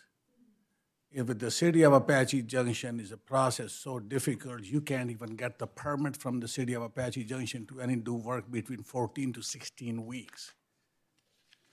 I just personally experienced, has to build a couple of bathrooms, take 14 to 16 weeks to get the permit. We put the tough shed over here. Tough shed people is certified, pre-engineered. They don't want to work in Apache Junction because our procedures are so difficult. We cannot freely cannot operate the businesses. Businesses don't want to come. More businesses going to come in this town. Is town going to survive? We're giving away the commercial property to a residential. And they're not generating any revenue, just making a quick bucks on the permits. We need to make a change in this town for the future, better for our kids, better your families, and do better all that stuff. We are looking at funding from the state, we are looking at the funding from the federal, we are looking at all that stuff. That's fine. But we need to look into lower level over there, what's going to suit for the people of Apache Junction. What is the best for them to live over here? That's what I'm looking for. That's what I want to do. Thank you. Peter, what are the most pressing issues facing the business community that you can work on in connection with the Chamber to keep our business community thriving? I think one of the key issues that the business community faces is being able to sustain itself year-round, and also to be able to have staff employees that are trained properly. In terms of the sustainability, I think there are some things that the city can do. The city has, on its website, has a business resource directory. There's a lot of information, a lot of services available there to help smaller businesses learn and develop some techniques to be able to enhance their business. It's not an easy thing, but it's something that has to happen. I know the Chamber of Commerce has their shop local routinely. I think that's important as well. And I think utilizing the training sessions that come through the Chamber. In terms of training for your employees, I think that's a key issue. And I think we will certainly talk a little bit later about the Central Arizona College and some of the training that they are offering now, but also training for frontline staff people that can help to continue keep a business running and maybe cross-train folks that can do more than one job. So if the business is slow, they can take up other roles within the business. It's a challenge, but I think if a business owner has the opportunity, they can look at that resource directory within the city and within the chamber, which will provide them a lot of insight and a lot of additional support for how they can succeed in their business. Thank you. Bambi, what are the most pressing issues facing the business community that you can work on in connection with the chamber to keep our business community thriving? The fact that the chamber is underutilized, I think. They have a lot of members, but we still, even every single person that's in a business in this area should be a member and should be interacting with the chamber because they do have the resources to help those businesses. And a lot of times it really comes down to more of a communication or an education where we as a city can also help promote and remind people where all these resources are. It doesn't do anyone any good if we have a lot of resources, but the individual businesses aren't aware of them. I mean, I'm hoping that somewhere along the line, the chamber will also be helping us find a new source of information to put out. Once we lost the one paper, we have the Independent, and that is a good source of news. However, there's so much going on around here that needs to be out there on a regular basis. We have an information board. Maybe we need to look into better ways to get the information out. I think the chamber does a great job over there, but we need probably have more events between the city and the chamber with their resources available. I think just like when we have, if you have a tutoring session, you bring your teachers and you tell them about all the opportunities, we need to have more mixers where we're bringing our resources with us, our department heads, our specialty people, so that the public and those business owners have more of an opportunity to interact. Thank you. Tess, your cleanup on this one. What are the most pressing issues facing the business community that you can work on in connection with the chamber to keep our business community thriving? Well, to have a thriving business community in Apache Junction, I think there's several things that could be done and should be done that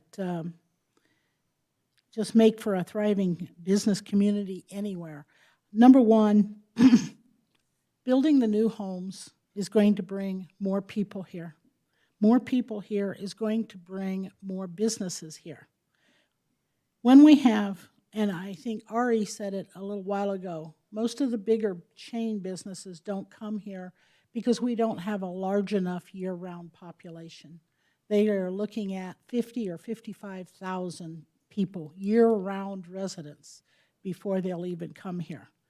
But let's stick with the mom and pops, let's keep them in business. That's what supports Apache Junction. One of the problems with that is how many times in the last couple years have we heard about people saying they've had to cut back hours and all because they can't get adequately trained people to take on these jobs. There again, I think that's where it's coming with the new trade school here that's developing at CAC. I think our high school needs to get more involved in trade programs. I mentioned it earlier, not only for high school kids, but for adults who need to be retrained. We just need to keep the people in our community. We need to offer them training here so they don't have to go to EVIT, Clarion Mesa. If they stay here, they get trained, they'll work here. I think that's more of what we need to do, and working with the Chamber of Commerce to promote our businesses. The Chamber does a great program. It starts every year, May 1st of, what's it called? Shop Local. So everybody, shop local. Thank you. Okay, next question. Peter, you're going to lead off on this one. As you are probably aware, the Apache Junction Unified School District is going out for a bond this upcoming election cycle. Do you support this bond and effort, and if so, how do you plan on helping secure its approval? The answer is yes, I'm aware of that. The school district is going out for a bond issue, and I support that. I have been around at least 2 times, I believe, where the school district went out for a bond issue. I know the last one was at SOS, Save Our Schools, and they tried diligently to get that passed. It is critical that the school district have this funding. As was mentioned, these schools need some upgrades. They need to be modernized. The equipment needs to be modernized and replaced or upgraded.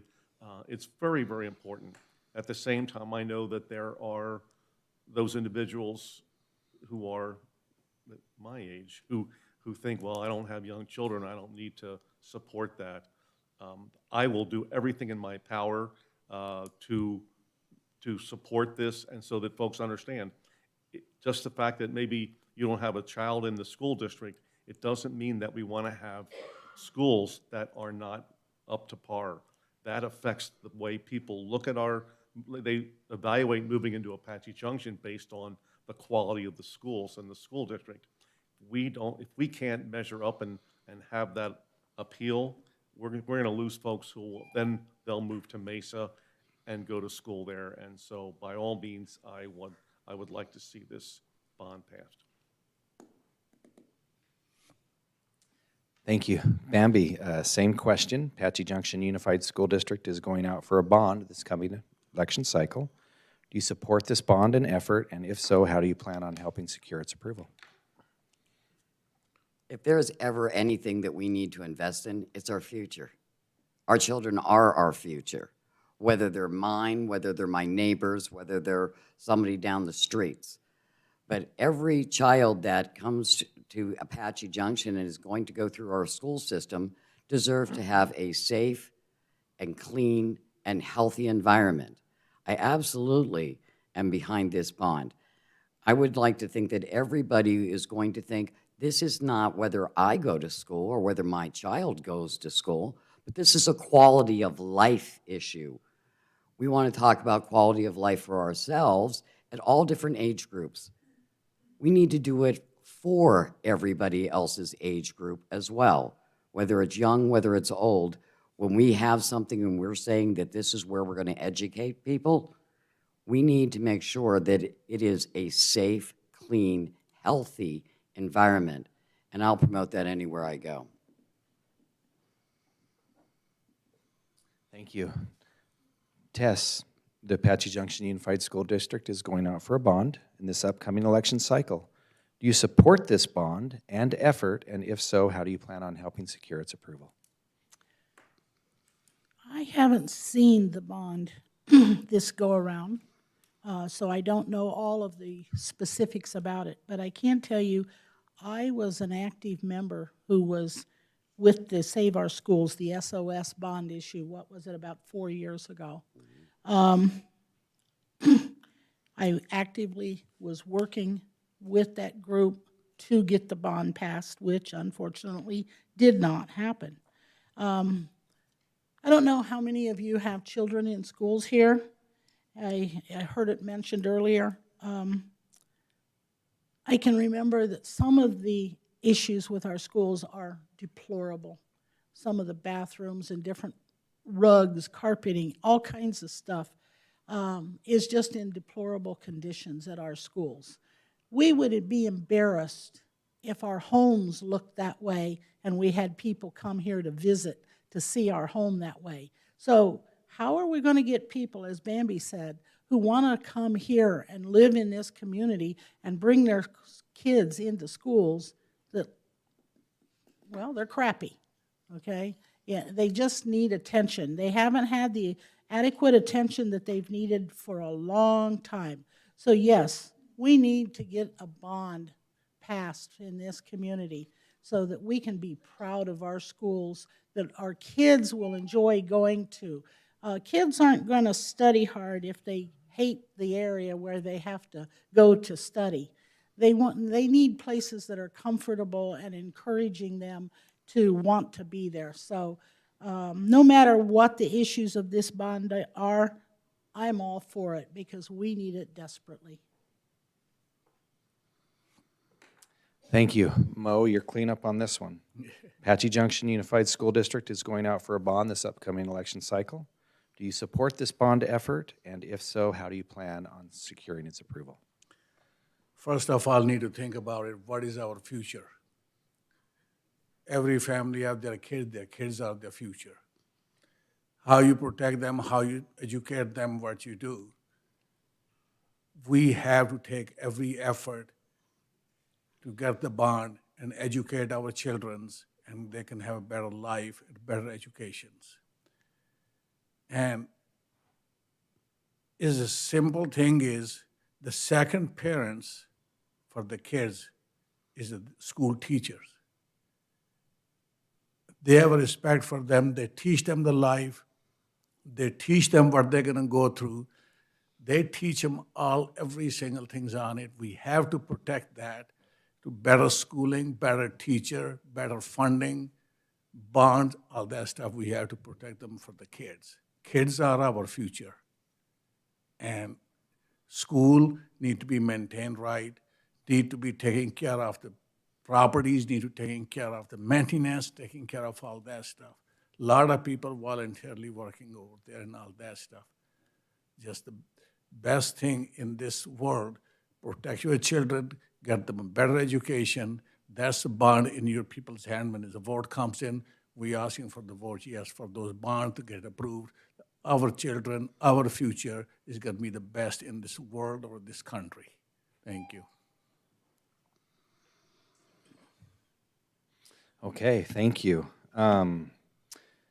Let's see, Bambi, you're leading off on this question. 2 years ago, the City Council adopted an updated strategic plan. 2 of the 4 strategic priorities included business recruitment expansion and workforce development. In your role on City Council, what can you do to support this plan to attract new businesses and industry in the target sectors? You know, I think one of the smartest things the city did was they brought in some new people that are actually out there beating the bushes to bring in new businesses. They're the ones that have gone out and they know how to market us outside of here. Sometimes as a council person, you may not make an individual item happen for a city, but what you can do is work with the staff and work on the council to see that we put in the personnel who have the expertise to go out and bring those opportunities back to us. I'd love to say that I'm the person that's going to go out and be able to find a factory that's going to come in here and plop down. But I know that we're smart enough as a city that we hired some of the brightest young people that are very involved in going out and marketing us as a city to these businesses. That's part of what we have to do as being a city is we have to be a brand of our own. Apache Junction is a saleable item that we need to sell to businesses and industries. And with those industries that come, we need to expand, as Tess was talking about, we need to expand the education. We're putting so many homes and families in the area, but you don't want them to work and play in Mesa. You don't want them to work and play someplace else. You want them to have their home here, find their job to stay here, and then also spend their funds here because we've had the entertainment. So we need to educate, and having the right staff and promoting our city properly is how we bring them into town. Okay, thank you. Tess, same question. 2 years ago, the City Council adopted an updated strategic plan. 2 of the 4 strategic priorities included business recruitment, expansion, and workforce development. In your role on the City Council, what can you do to support this plan to attract new businesses and industry in the target sectors? I'd like to be able to just wave my magic wand and hope that businesses would just come clamoring here and want to just set up their business here. I mean, look at our view with the superstitions and everything. You'd think that people would want to come here, but apparently that's not enough to bring large businesses here. We do need these businesses, and as Bambi said, we've started. There's been a lot of changes in just the last 4 years that I've been on council. All the new people that have been hired, they are working diligently. As Peter said, Patrick Ainsworth, in his job as economic development, is reaching out to these businesses all over the country. There's all kinds of things being put in place, things that are in place on the internet, on videos and everything, advertising Apache Junction. And I think we need to do more and more of that. I mean, constantly. We need to be vigilant about advertising Apache Junction and what we have to offer to businesses. I'm not a business expert. I don't know, you always hear things about, well, they offer tax breaks to businesses. And I'm not saying that's good or bad because I don't know, but that's something we can discuss for bringing business here. But whatever we need to do, we do need to definitely bring more business here and not just homes. We want places here where the people who are moving here can also work here. So it all kind of goes hand in hand.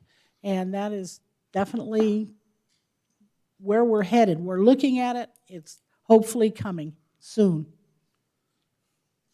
Okay, thank you. Mo, 2 years ago, the City Council adopted an updated strategic plan. 2 of the 4 strategic priorities included business recruitment, expansion, and workforce development.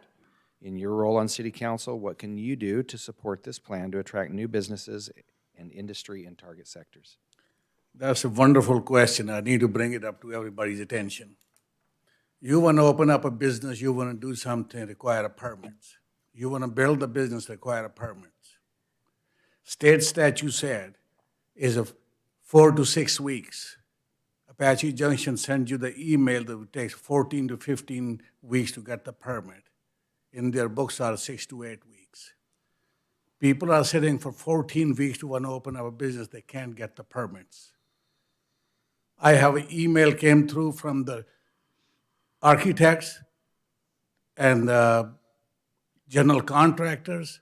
They've been sitting for 14 weeks, 15 weeks, they have not got the permit yet. I forwarded those emails to Darrell Cross and Vice Mayor Robert Schroeder, and they were looking into all that stuff, what's going on.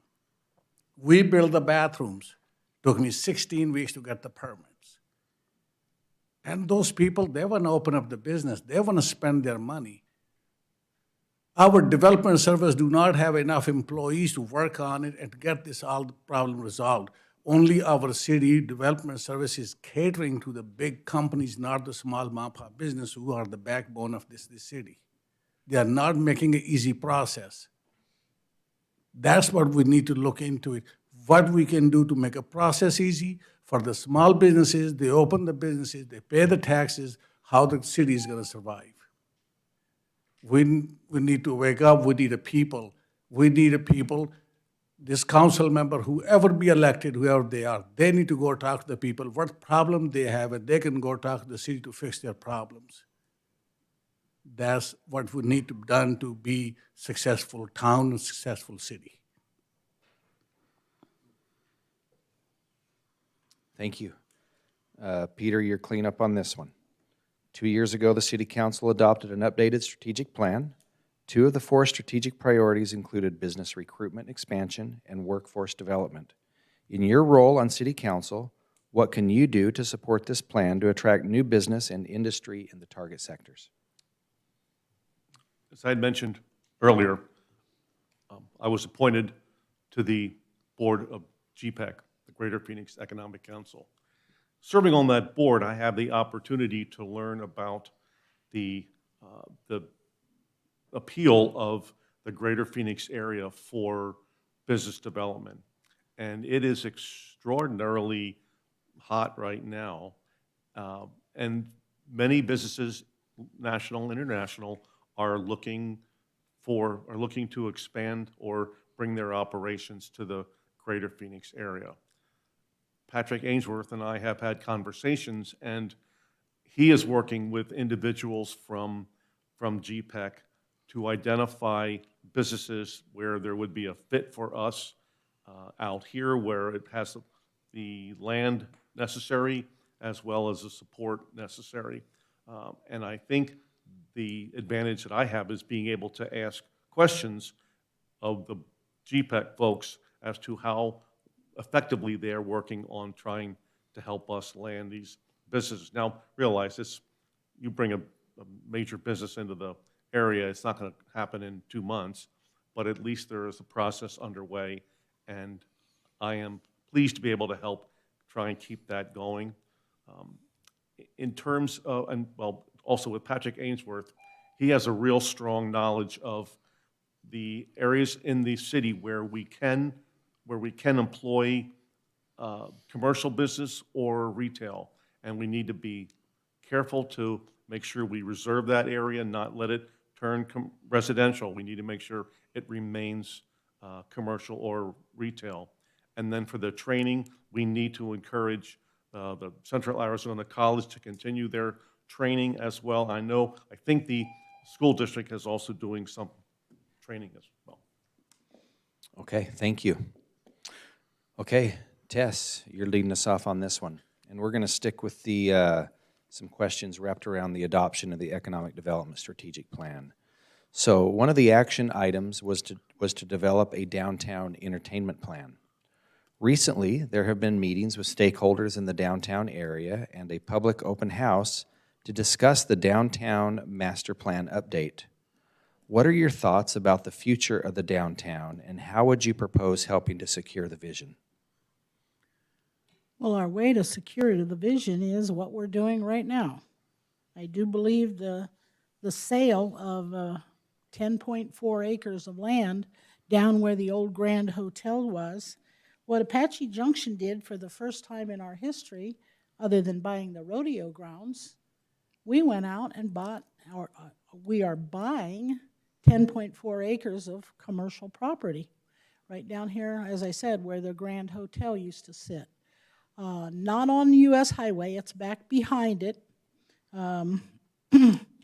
That is going to give the city of Apache Junction the ability to say, here is a downtown area, and as an aside, the meeting that was just mentioned, that Ward just mentioned, is that all of the stakeholders, all the people who attended that meeting, and all of us on city council who met with developers, we all pretty much selected the same general vicinity around the focal point as our downtown. Bambi mentioned it earlier. What do we want for a downtown? We probably want a place that's identified where people can go to and then walk around. Not a mile away from start to finish, but within a couple blocks. An entertainment area, place where you can go eat, where you can have boutique shops, just a nice little enjoyable area. So we are buying that land, and I think it closes and it's done and handed over to us and all in about 10 more days. So that's where our we're finalizing that. I forget your question. The Downtown master. downtown master plan. So that's what's happening with it. Thank you. Okay, Mo, same question, sticking with the downtown redevelopment strategic plan. One of the action items was to develop a downtown entertainment plan. Recently, there have been meetings with stakeholders in the downtown area and a public open house to discuss the downtown master plan update. What are your thoughts about the future of the downtown, and how would you propose helping to secure the vision? That's a wonderful plan. The city is working on it. And then I would say that's with the council and the city purchasing their property and bringing this downtown area, that's a wonderful. I think we are the followers. We have not done that one before in the city of Apache Junction, Chandler, Gilbert, Scarsdale, downtown. They are extremely successful. And the vision they have to be, if we worked out and designed that one, that would be a wonderful, this would be a big time economic growth for this Apache Junction. And we like to see this 1.2 million tourism comes to Apache Junction. They pass by on Brown Road, Last Dutchman, or they go to Goldfield or the road. We need to find the way to attract those people to stop and shop at local at Apache Junction and generate the revenue for the city of Apache Junction. Most of the revenue is start going towards county. Goldfield goes down, they go over there, Tortilla Flat and all that stuff. That is Maricopa County. We have a great opportunity in this town to build something special to keep all the tourism in Apache Junction. The people shop local, they come over there, spend their money, and the city of Apache Junction will be economically be a great city. And then plus, we need to bring some more attention on this area that we can have a big builders coming in or funding secure, and we can have beautify this town to have a horse statues and all that stuff. That's my vision, is also to attract those people coming in and spending money to Apache Junction will be a successful city. Thank you. Peter, sticking with the adoption of the Economic Development Strategic Plan, one of the action items was to develop a downtown entertainment plan. Recently, there have been meetings with stakeholders in the downtown area and a public open house to discuss the downtown master plan update. What are your thoughts about the future of the downtown, and how would you propose helping to secure the vision? Thank you, Ward. It is very important that Apache Junction develop a downtown entertainment or downtown venue that will attract folks. I think the effort to purchase this 10 acres is a wonderful, wonderful component for this. I think getting design professionals to help with that, to really make certain that we create an appealing, workable, user-friendly environment there will be very helpful. And I think while that's important, that's not the only thing. I think we need to make certain that we are looking at creating a larger downtown entertainment area.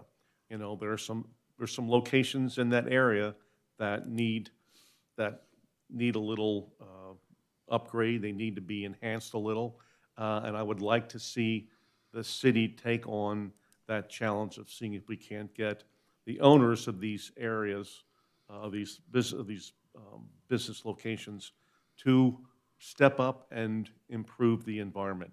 I know that's not easy, it's been done before, but I'm thinking perhaps when they see that we're really taking a strong stand here and we're trying to create something good, that it might be incentive for these business owners to upgrade their business or the area that they where they have other businesses that they lease out. It's important that we have that whole area has to be one and has to create the appeal for our downtown. Okay, thank you. Okay, Bambi, final question here for you. That's right on Well, my your priority cleanup, I list guess. Yep, anyway, yep. wasn't it? So, The are you good? downtown Do you need me to area- repeat the question? No, I'm good. Okay. The downtown area is, to me, one of the key points that we really have to focus on. You've got all these homes coming in, and if you're going to bring them into the city, there has to be a destination for them. And when I'm thinking of destination, I'm thinking that we could bring in, you want entertainment, maybe it's a theater. You need food, but you need food that's something that's different. So either you have several different mom and pop locations, or you try with Patrick's help to try to get something like a Joe's Crab Shack, which there's only like 4 in the entire state. That's a restaurant people will drive 20 miles to go to. There's also the gift shops, but we have so much tourism and so much beauty in the area. It'd be a great place also to have a business that people can sign up and go out and take Jeep tours of our mountains. We need to really look at, when we go down to the Mesa Gateway Airport, they have a billboard. The billboard about Apache Junction shows one person hiking. We are so much more than one person hiking. Because if I was that person that came off that plane, I might think that that's just desolate and all there is hiking. I don't know about the horses. I don't know about the art. I don't know about the botanicals or anything else that's out here. The downtown area has to be something that we brand ourselves as. We have to put the entire advertising package together. And I'm sure with the help of our Chamber of Commerce, we could come up with a really kick-ass idea on how we can brand ourselves and build that so it's cohesive. I don't care. Okay, thank you. We have a 1-minute comment, Mo? Yes, city is working on very diligently to bring these plans and downtown businesses. That's a wonderful thing. That's a great thing for the people, downtown Apache Junction and people of Apache Junction. But they have to look at the process. What's the process we have to go through with the permitting, the development services, all that stuff. That process takes months and months and months. The people, they don't have a time or they don't have a money to waste for that long to get something is going.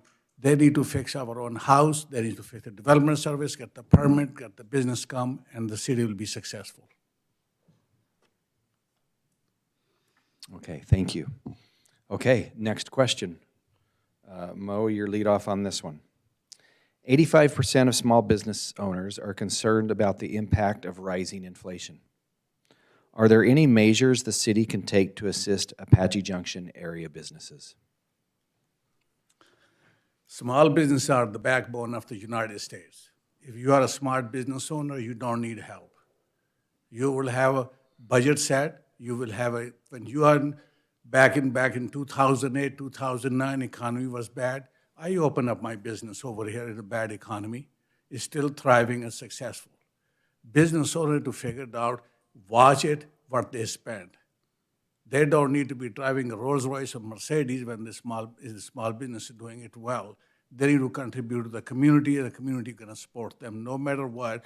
United States people, they go eat 2 or 3 times a week. That's a whole United States study is. They can eat pizza, they can eat burger, they can eat this one because both family members works.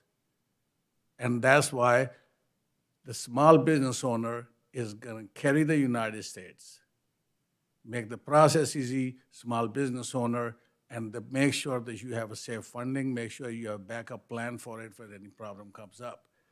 If you are losing a business because of bad economy and all that stuff, this is not a government fault, this is not a people fault, that's your own fault because you cannot manage your own business.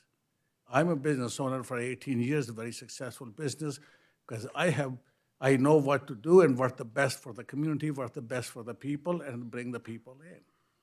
That's you start the business, that's your job, to promote your business, work with the people. People will support you. If you lose your business, it's not the people's fault, it's your own fault. thank you. Peter, same question. 85% of small business owners are concerned about the impact of rising inflation. Are there any measures the city can take to assist Apache Junction area businesses? There's no doubt that this rising inflation has had a serious effect on everyone, not just businesses. However, small business owners are certainly going to feel the impact of that.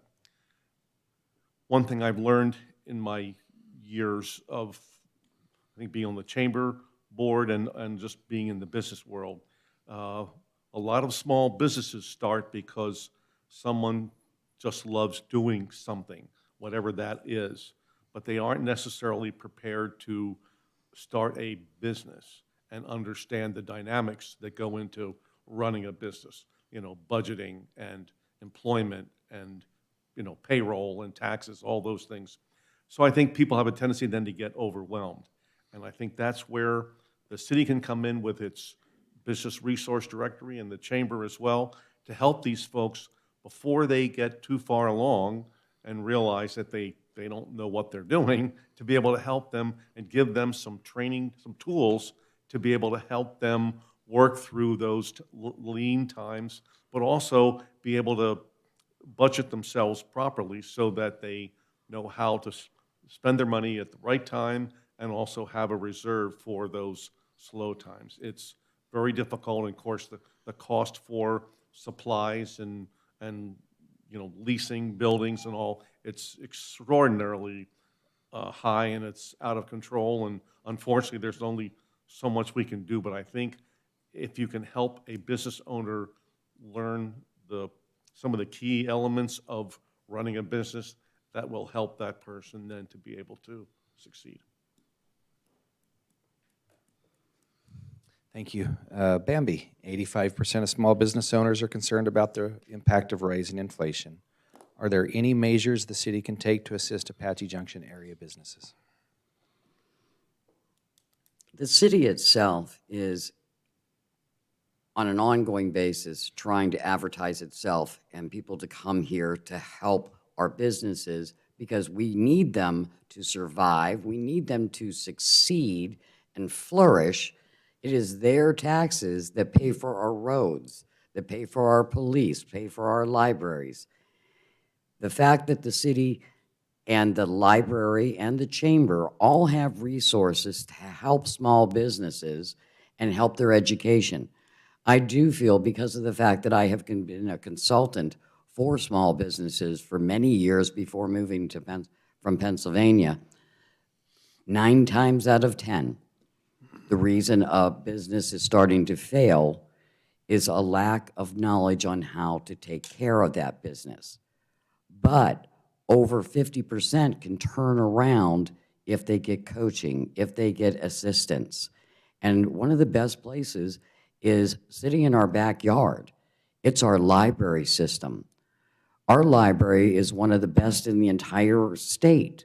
When you go in there and you can go use the computers, go online, so people that don't have things can go to those resources that we tell them about. They can take extra courses. They're free. Learn more things about how to run a business, where to go to get extra resources, whether it's funding, whether it's help, whether it's training. Those things are available, and that's because our library is so well equipped with them and the area for them to use them in, as well as our Chamber of Commerce with its and our local colleges that have different courses for new entrepreneurs. Thank you. Tess, same question. You're batting cleanup here. 85% of small business owners are concerned about the impact of rising inflation. Are there any measures the city can take to assist Apache Junction area businesses? Well, I've never been a business owner. I wouldn't know how to run a business, a small business. Well, I could, but I'm no expert. But I think the obvious is there. It was mentioned that Mo said, if you're have a good business that you're offering a product to the community that they want, you're going to be successful. Bambi and Peter have just both said that it's doable, but you have to be offering what the community wants, what the community needs. Bambi just said it, and I can't say any more without sounding just repetitive, that our library has all kinds of information, and I do know a few years ago, Marianne, correct me if I'm wrong, but the chamber had seminars or classes of how to start up small businesses. If anything, if you're asking me as a city council member where my responsibility falls in this, if one of the things to keep people here, keep people happy, our community, have businesses here that are successful so that they don't just keep opening up and 2 years later go out of business, maybe we need to work more with our library and our Chamber of Commerce to help to offer a service there to these small businesses. Because as Bambi said, a lot of times people just start a business because of a dream. That doesn't mean it's going to be successful, but maybe if we're helping them in some way. So as I said, I've never been a business owner, and I don't even have business acumen in my family, but sounds like a logical way to handle the problem. Okay. Thank you. Follow-up, Mo? 1 minute. Business is a lot of people, they want to come to Apache Junction because it's a growing town. South side, there's a growing, I don't know how many thousands of homes going on and people coming in over Apache Junction. We have to make the process easy for the business owners. They don't have to sit and wait for 16 weeks or 14 weeks to get the permits. This is our issue going on. I have an email from the Apache Junction saying that they have 14 to 16 weeks to get the permit. Our council member working on it, hopefully, if I get elected, my first goal is to protect the businesses, help them with the process, and they can open, and the city can collect the taxes, and the city will be much better shape. They don't have to worry about their economic problems. Okay, thank you. Okay, we're going to get into our final question before we move into closing statements. So, Peter, your lead off on this one. We look out our windows, our doors, driving down the road, we see one of the most recognizable mountain ranges in the country and in the world, if not that, one of the most beautiful landscapes that we see. There's been plenty of times I've been driving down the road as the sun rises over the Superstitions and I pull over because it's just stunning, the views that we get. What role do you envision for tourism in our economic future for Apache Junction? And what role can the council play in helping with its success? There's no doubt that tourism is essential for this community, in large measure because of the superstitions and that appeal of the Western lifestyle, and we certainly want to encourage that. One of the things I think is very important for this community is there has to be an appropriate amount of hotel accommodations. You can't have people come out and visit if they're going to be trying to find a room somewhere. And I think our selection of hotels isn't the best.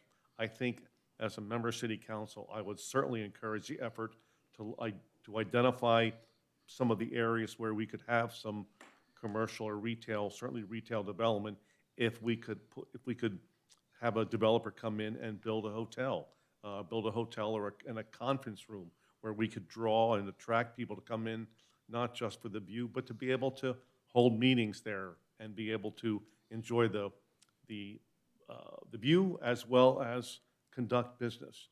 But I think as a member of City Council, I feel we have to make certain that there's availability of accommodations that will support the tourism. Thanks. Bambi, same question. What role do you envision for tourism in our economic future for Apache Junction? And what role can the council play in helping with its success? we need to build Peter's Hotel, okay? I've had several different events that I hosted with the veterans out in this area, but it was a major issue. They wanted to come out here. They wanted to spend time. They wanted to go out to the Mammoth. They wanted to go out and enjoy the mountains. They wanted to go horseback riding. They wanted to do so much, and they needed some place to stay because of the fact that if you're going to come out here, we're not a one-day adventure. Apache Junction is at least a weekend. If you look around at all the things we have to do out here, who would want to come out here for 4 hours? They want to come out here and spend the weekend. So if we're not going to develop more bed and breakfast out here, we got to get a hotel.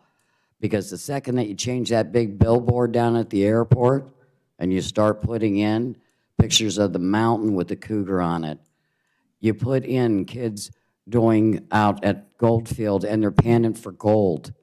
You see a pink Jeep tour going across someplace or somebody else identifying different cactus. And then you also can have your horses going across there. But if you don't show them everything, they're not coming. And if you show them everything, they want to stay. So we got to make a package. Okay, Tess, same question. What role do you envision for tourism in our economic future for Apache Junction, and what role can the council play in helping with its success? Well, tourism is definitely, will always be on our list as something that we are a tourist town. If not year-round, a great majority of the year anyway, at least in the winter months. And we need to expand on our draw for that. As I said earlier, I was on Parks and Rec Board since 1997. And if you go look at the old Parks and Rec master plan, not only was there the plan for buying the rodeo grounds, which just took place here in the last few months, so it takes 20 years to make a change. Another thing that was on that plan, and it was a suggestion from me, is I believe that out here at up there at Prospector Park, along with the rodeo grounds, is we need an amphitheater. We need an amphitheater where people are sitting, looking at entertainment with the superstitions in the background. Can you imagine how many people would come here to Apache Junction if we put on big concerts right here in the city, bringing in, I don't know, how many people, 50,000 people to a concert coming here? A lot of those people would need a place to stay. So yes, we need Peter's Hotel.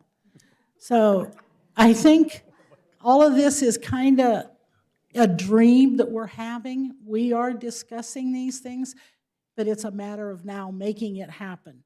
I just think besides the rodeo ground and what that's going to do for our city, that amphitheater, I've just been sold on my own idea for a long time. Thank you. And just as a comment, when I have family come into town, I'd like to put them in Peter's Hotel. Mo, same question. What role do you envision for tourism in our economic future for Apache Junction, and what role can the council play with its success? The major problem that we have in this town, in this city, people want to come, open up the business, they want to bring the tourism over here, they want to attract the people over here. And if you want to start that one, your zone will allow you, for the commercial zone, do all that stuff. But they attach the conditional use permit. Conditional use permit you have to go through, there's all kind of restriction and they put it on.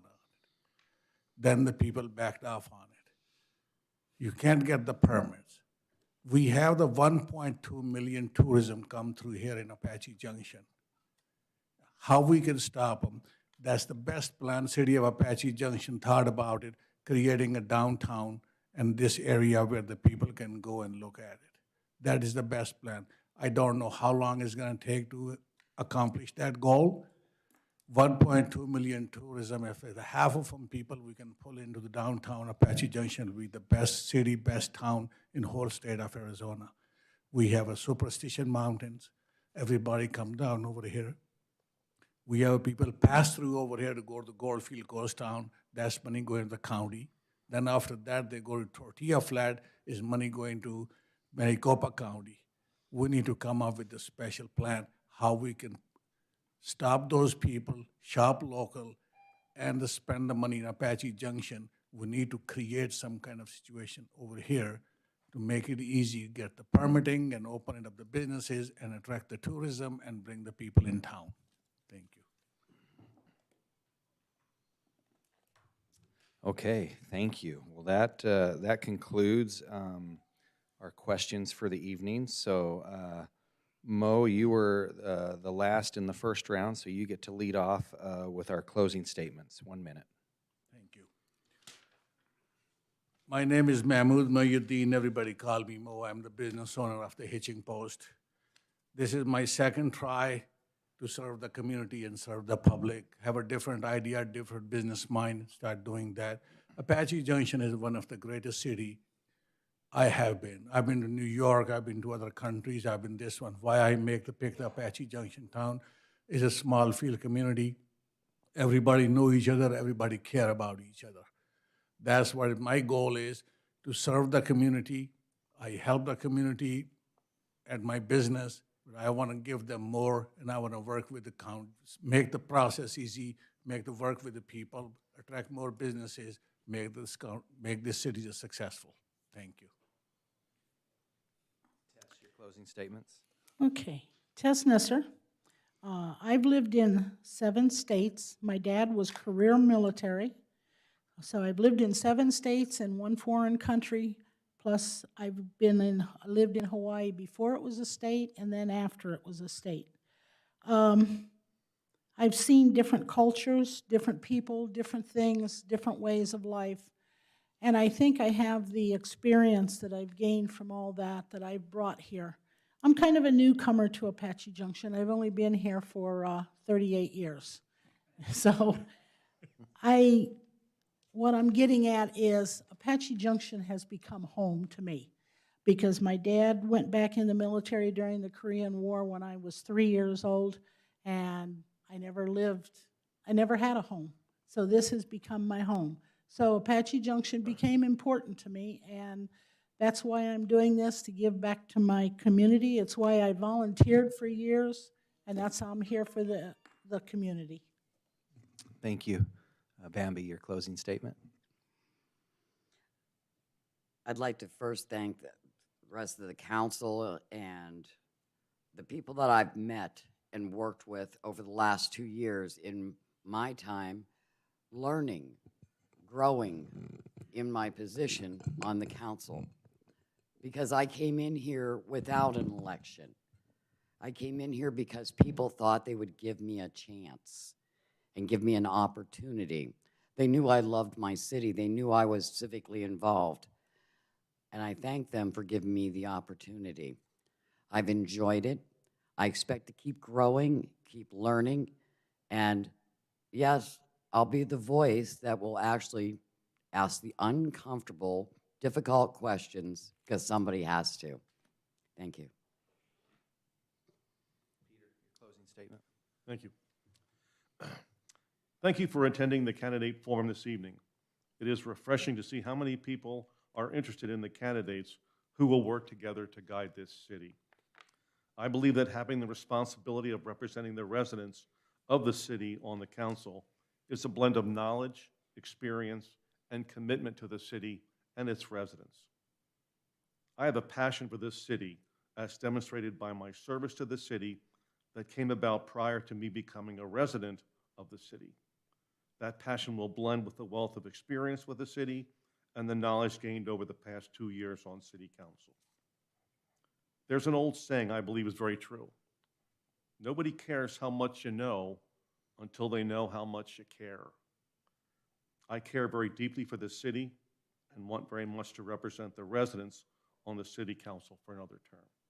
So I trust you will consider Peter Heck when casting your ballot. Thank you. Thank you. And this concludes our forum for this evening. Thanks to the candidates for their participation and their commitment to being involved in making Apache Junction a better community.